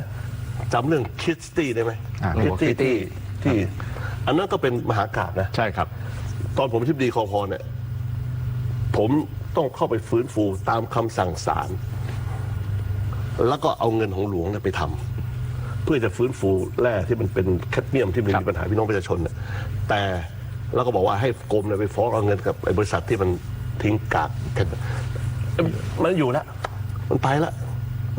เพราะฉะนั้นอันนี้คือปัญหาซึ่งอันนี้มันต้องอยู่ที่พื้นฐานของความเข้าใจก่อนนะวันนี้ผมคิดว่าถ้าภาครัฐเอาจริงเอาจังนะจับปรับเอาจริงจังนะอันนี้มันจะเข้ามาถึงโยงถึงกฎหมายเรื่องของพรบการเปลี่ยนแปลงทางพื้นฐานที่เรามามันจะเข้าสู่กระบวนการดำเนินการเรื่องที่3พูดถึงไอ้แม่น้ำกกอันนี้คุยเลยเพราะสมัยผมเป็นปลัดเราคุยเราเห็นเลยเราดูดาวเทียมปุ๊บเรารู้เลยว่าในประเทศเพื่อนบ้านเราเนี่ยนะมันมีเรื่องของการไปทำเมืองเหนือขึ้นไปแล้วถ้าท่านสังเกตช่วงที่และที่ท่านสังเกตว่าตอนช่วงที่แม่สายน้ำท่วมหนักเนี่ยเวลามันพัดเข้ามาที่เข้าในบ้านคนมันขุดออกมาเยอะเพราะว่าอะไรพวกนี้มันมีสายแร่อยู่เวลามันแห้งปุ๊บมันแข็งเลยเราเห็นจุดหมดละมีโรงงานนั่นนี่นะฮะซึ่งที่ผ่านมารัฐบาลก็ไปพูดคุยกับประเทศเพื่อนบ้านนะแต่ว่าไอ้โรงงานนั้นมันมาจากอีกประเทศหนึ่งยักษ์ใหญ่เลยคุยน้ำที่เข้ามาเป็น2 ทางเข้าทางเชียงแสนนะหรือเข้าทางแม่น้ำกกอะไรเข้ามาเนี่ยเราก็ตรวจละการวัดปริมาณไอสารหนูเนี่ยที่เราที่ว่าสารหนูเนี่ยที่มันตกตะกอนเนี่ยอันนี้คือคนของกรมเป็นคนวัดนะวัดเสร็จปั๊บก็แจ้งเตือนพี่น้องประชาชนว่าอันนี้มีปัญหานะถามว่ามันเข้ามาตลอดเวลาใช่ไหมน้ำมันโฟตลอดเวลานะแต่ว่าเราก็แจ้งเตือนตั้งแต่การใช้น้ำอุปโภคบริโภคนะว่าทำไงแต่ว่าสารดูเนี่ยโอเคถ้ามันทิ้งไว้หรือมีใช้ความร้อนมันก็หายไปแต่ว่าถ้ามันสะสมมากๆเนี่ยแต่ว่ามันก็หมายความว่าคนก็ตื่นตระหนกนะลงไปในน้ำไม่มีตุ่มอะไรไม่แต่มันก็อันนี้ก็ต้องไปดูรายละเอียดแต่ว่าการแก้ไขปัญหาตอนนั้นเราก็ให้ทางกรมทรัพยากรน้ำตอนนั้นนะที่ผมดูเนี่ยก็ไปออกแบบตะกอนในการที่จะช่วยชะลอเพราะเราเห็นตัวอย่างที่เราทำที่คิตตี้ละน้ำมันจะชะลอจะตกหน้าเขื่อนแล้วก็ค่อยๆออกไปดำเนินการเพราะนั้นมันแก้ทั้งหลายเรื่องแก้ทางเชิงการทูตต้องไปพูดคุยเช่นแก้ทางโครงสร้างพูดคุยแต่คนก็ต้องทำความเข้าใจพี่น้องประชาชนนะว่าสารดูถ้ามันมีผลอะไรแต่เอาไปใช้แล้วแก้ปัญหาเพราะนั้น3-4 เรื่องทั้งสิ่งของเราเนี่ยมันเป็นเรื่องที่ผมว่ามันเกิดขึ้นทั้งโลกเรื่องขยะเรื่องนั้นมันไปหมดเลยแต่ยังไงก็แล้วแต่เนี่ยพักโอกาสใหม่นะผมเชื่อว่าเรามีบุคลากรที่มีความรู้ความสามารถพร้อมที่เข้าไปดูแลตรงนี้อย่างเต็มที่ครับขอมาแกนสุดท้ายผมเหลือเวลาประมาณสัก6 นาทีนะครับแกนสุดท้ายก็คือความเหลื่อมล้ำคุณจตุพรทราบดีเมืองไทยเหลื่อมล้ำทั้งรายได้ ทั้งทรัพย์สินทั้งการเข้าถึงการศึกษาสาธารณสุขทั้งหลายเนี่ยปัญหาใหญ่มากของประเทศไทยแก้ยังไงครับคืออย่างนี้ไอ้คำว่าเหลื่อมล้ำเนี่ยแต่หมายความว่าเราเนี่ยมีการให้บริการอะไรมากนะมีการเข้าถึงแต่ว่าคนทุกคนไทยเนี่ยก็มีความคิดที่มันต่างกันเราถึงต้องมีรัฐสวัสดิการไงคือรัฐสวัสดิการถึงว่าทุกคนต้องได้รับเท่าเทียมกันหมดก่อนนี่คือพื้นฐานกันนะเป็นสิทธิที่คนต้องได้เอาเรื่องความเหลื่อมล้ำแรกที่เราต้องแก้เรื่องของที่ดินก่อนเรามีที่ดินที่มีทับซ้อนกันที่ผมบอกตั้งแต่ต้นเนี่ยเยอะมากแนวเขตไม่ชัดเจนเขาเลยทำวันแมปขึ้นมาเขาเรียก standardize คือการที่ปรับให้เป็น1 ต่อ 4,000 ทั้งหมดอันนี้อะไรก็ทำแต่ว่ายังช้าถ้าผมเข้าไปผมจะทำให้เสร็จภายใน6 เดือนเพื่อจะได้เห็นแนวเขตที่ชัดเจนว่าที่ของท่านอยู่ตรงไหนเสร็จปุ๊บข้างในมันก็จะมีคนอยู่ใช่ไหมก็ต้องมีการจัดการวันนี้ถามว่าคนอยู่ในป่าอนุรักษ์มี 4-5 ล้านคนมีมันเขาอยู่แหละมันอยู่ตอนไหนไม่รู้แต่กฎหมายพรบอุทยานปีที่แก้ไขปัญหาที่แก้ไขใหม่ปรับปรุงใหม่นะมาตรา64 วรรค 2ก็อนุญาตให้คนอยู่แต่ต้องอยู่ในที่ที่จำกัดถึงจะเข้าไปสนับสนุนได้ป่าสงวนก็มีเราก็จัดการเรื่องของสิทธิทำกินให้เขาอยู่ได้แล้วก็จำกัดให้เขาอยู่ตรงนี้แต่ว่าที่เหลือเราก็ต้องฟื้นฟูไปเพราะฉะนั้นเรื่องของความเหลื่อมล้ำตั้งแต่เรื่องที่ดินเรื่องการเข้าถึงทรัพยากรเนี่ยมันก็จะมีปัญหาภาครัฐจะต้องเป็นตัวกลางในการจัดการนี้ให้เหมาะสมเพราะว่าเข้าถึงมันต้องมีสาธารณูปโภคเข้าไปเลยถ้าเราไปสนับสนุนมากๆปุ๊บมันจะกลายเป็นการบุกรุกคนเข้าบุกรุกเพราะเราก็ต้องทั้งอนุรักษ์เดี๋ยวก็ต้องพร้อมที่การที่จะเพิ่มพื้นที่ป่าเพิ่มพื้นที่สีเขียวให้มากขึ้นเพราะว่าเป็นปอดแล้วก็จะนำเรื่องของคาร์บอนเครดิตในการเข้าไปแก้ปัญหาเพราะฉะนั้นมันไปด้วยกันทั้ง2 แทร็กแต่มันก็ค่อนข้างแต่ยอด1ห้ามนะคณะสุดก็เขาต้องให้ด้วยทั้งห้ามและให้มัน20,000ซึ่งไม่ง่ายนะครับเพราะว่า20 ปีที่มันมาปริมาณป่าเราไม่ได้เพิ่มขึ้นเลยมันก็แค่ตึงอยู่แต่มีพื้นที่สีเขียวส่วนอื่นเพิ่มขึ้นตึงอยู่นี่เห็นไหมมือหนึ่งขวาห้ามมือซ้ายให้โอ้โหมันก็เหมือนกับอย่างเงี้ยของอย่างเงี้ยนะมันต้องมีความสมดุลนี้สำคัญที่สุดเราเข้าใจตรงนี้นะครับเพราะทุกคนต้องเข้าใจผมก็อยากจะได้คนอยู่ข้างบนทำไมคนนี้ได้ที่นะผมก็อยากเข้าไปเอาบ้างมันก็จะกลายเป็นเอาอย่างไปเพราะฉะนั้นมันจะต้องมี1ความสมดุล2ต้องมีกฎหมายที่ชัดเจนนะมีความเข้าใจมีการอธิบายพี่น้องประชาชนนะเปลี่ยนจากการห้ามเป็นการให้นะห้ามนี่ก็ให้บริให้มากก็โอ้โหไปเรื่องอื่นดิมันจะทะลุไปเรื่องอื่นเพราะฉะนั้นมันต้องบาลานซ์กันให้มากเลยการเป็นคนกับป่าให้อยู่ร่วมกันได้เรื่องการศึกษาล่ะครับการศึกษาก็สำคัญเพราะว่าวันนี้การเข้าสู่ระบบการศึกษาเนี่ยวันนี้เราเรียนจนถึงปริญญาตรีใช้เวลาเยอะมาหน่อยอาจารย์อาจจะทอนลงสั้นลงนิดนึงนะฮะเพื่อให้เข้าสู่ตลาดแรงงานเร็วขึ้นอย่างเงี้ยไปดูเรื่องตลาดเรื่องเพราะวันนี้การศึกษาเนี่ยมันก็เป็นเหมือนทุกคนก็มีสิทธิ์หมดเพียงแต่ว่าผมคิดว่าสำคัญที่สุดคือว่าเราอยากให้ทุกคนที่อยู่การศึกษาจบมาแล้วมีงานทำผมว่าสำคัญมากกว่านะการให้การศึกษาให้ความรู้สำคัญแต่ว่าทำไงจบแล้วให้พี่น้องประชาชนมีงานทำนะโดยที่จบมาไปทำงานในพื้นที่นะอำเภอตำบลเหมือนกับใช้จ้างงานการไปฝึกไว้ตัวเองนะแล้วก็พัฒนาตรงนี้ไปแรงงานที่เป็นระบบเรียกว่าพนักงานราชการหรือจ้างจะพัฒนาเขาขึ้นได้ไหมผมยังมีปัญหาอย่างนึงที่อยากจะดูแลเรื่องของพี่น้องพิทักษ์ป่าพี่น้องที่ดูแลพิทักษ์ผืนป่าเราเนี่ยวันนี้เงินเดือนน้อยมากแต่เป็นคนดูแลผืนสุดท้ายนะของความมั่นคงของสิ่งแวดล้อมคนสุดท้ายที่อยู่หน้าด่านปะทะอะไรต่างๆเนี่ย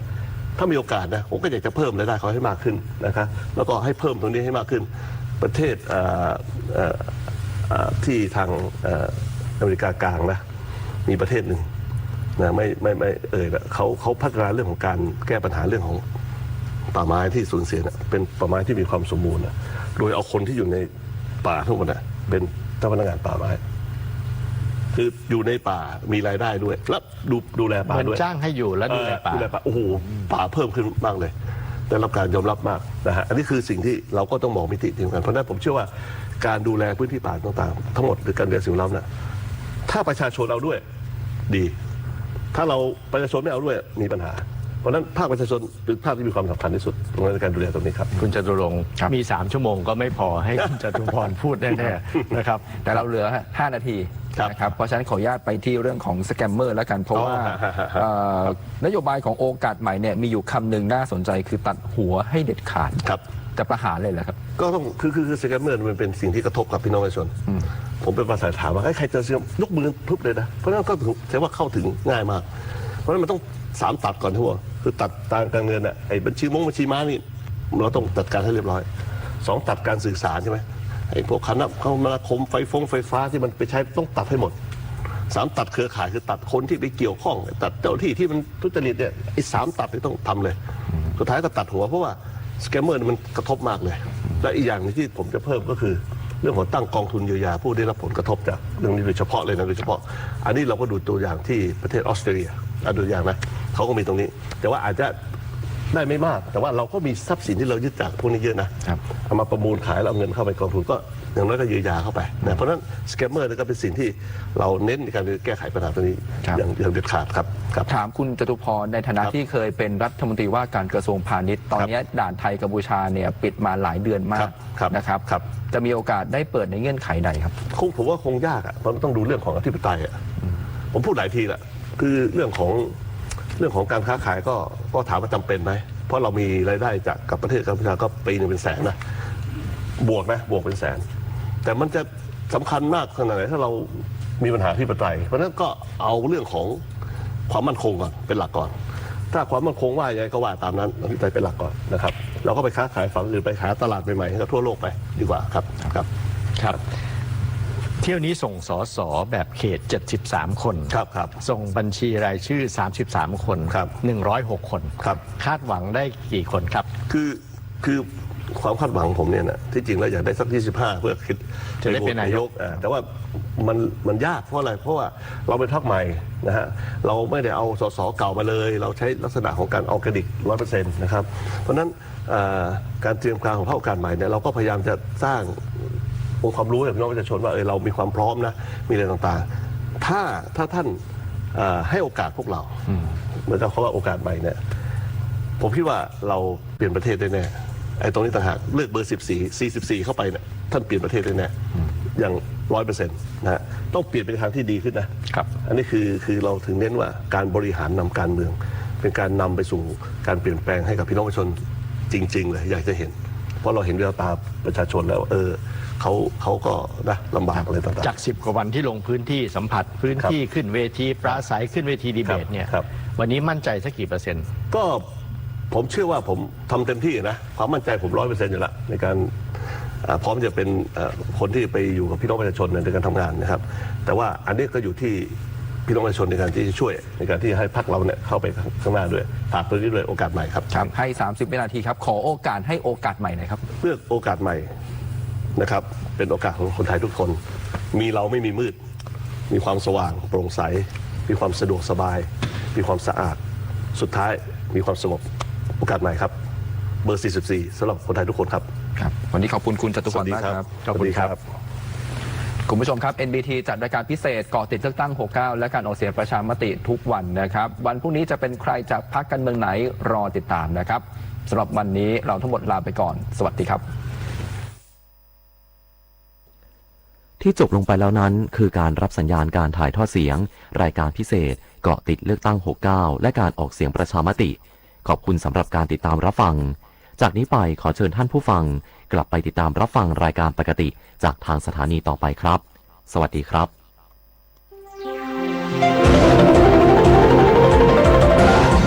วิทยุแห่งประเทศไทยให้ความรู้คู่ความสุข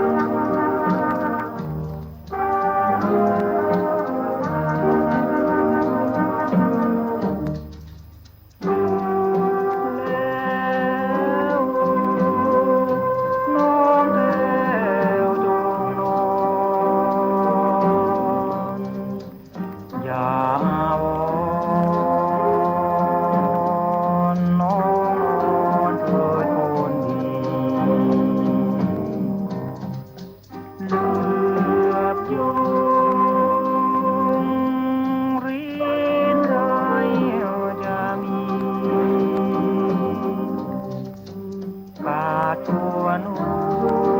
นสีพัดวีให้สบายสายลมไม่โชยเธอโหยเหนื่อยอ่อนพัดให้นอนโจรร้อนคลาย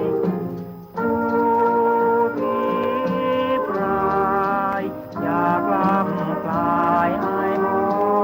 งนวลหนาวเอาอกที่เขาลุ้นรอแขนที่ประคองให้น้อง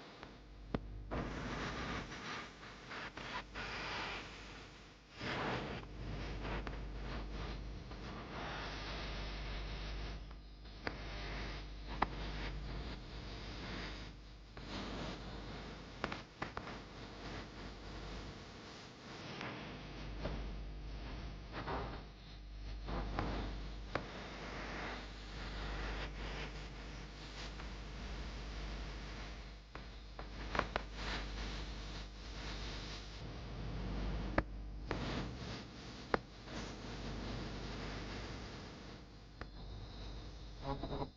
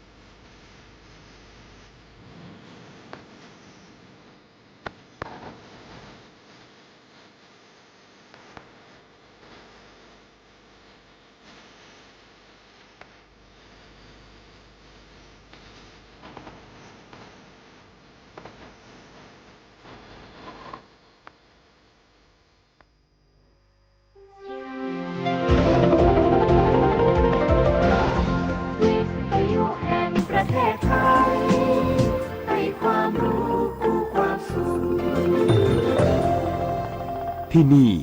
สถานีวิทยุกระจายเสียงแห่งประเทศไทยกระจายเสียงจากอาคารถนนวิภาวดีรังสิตกรุงเทพมหานครบัดนี้ขอยุติการกระจายเสียงสำหรับวันนี้ไว้แต่เพียงเท่านี้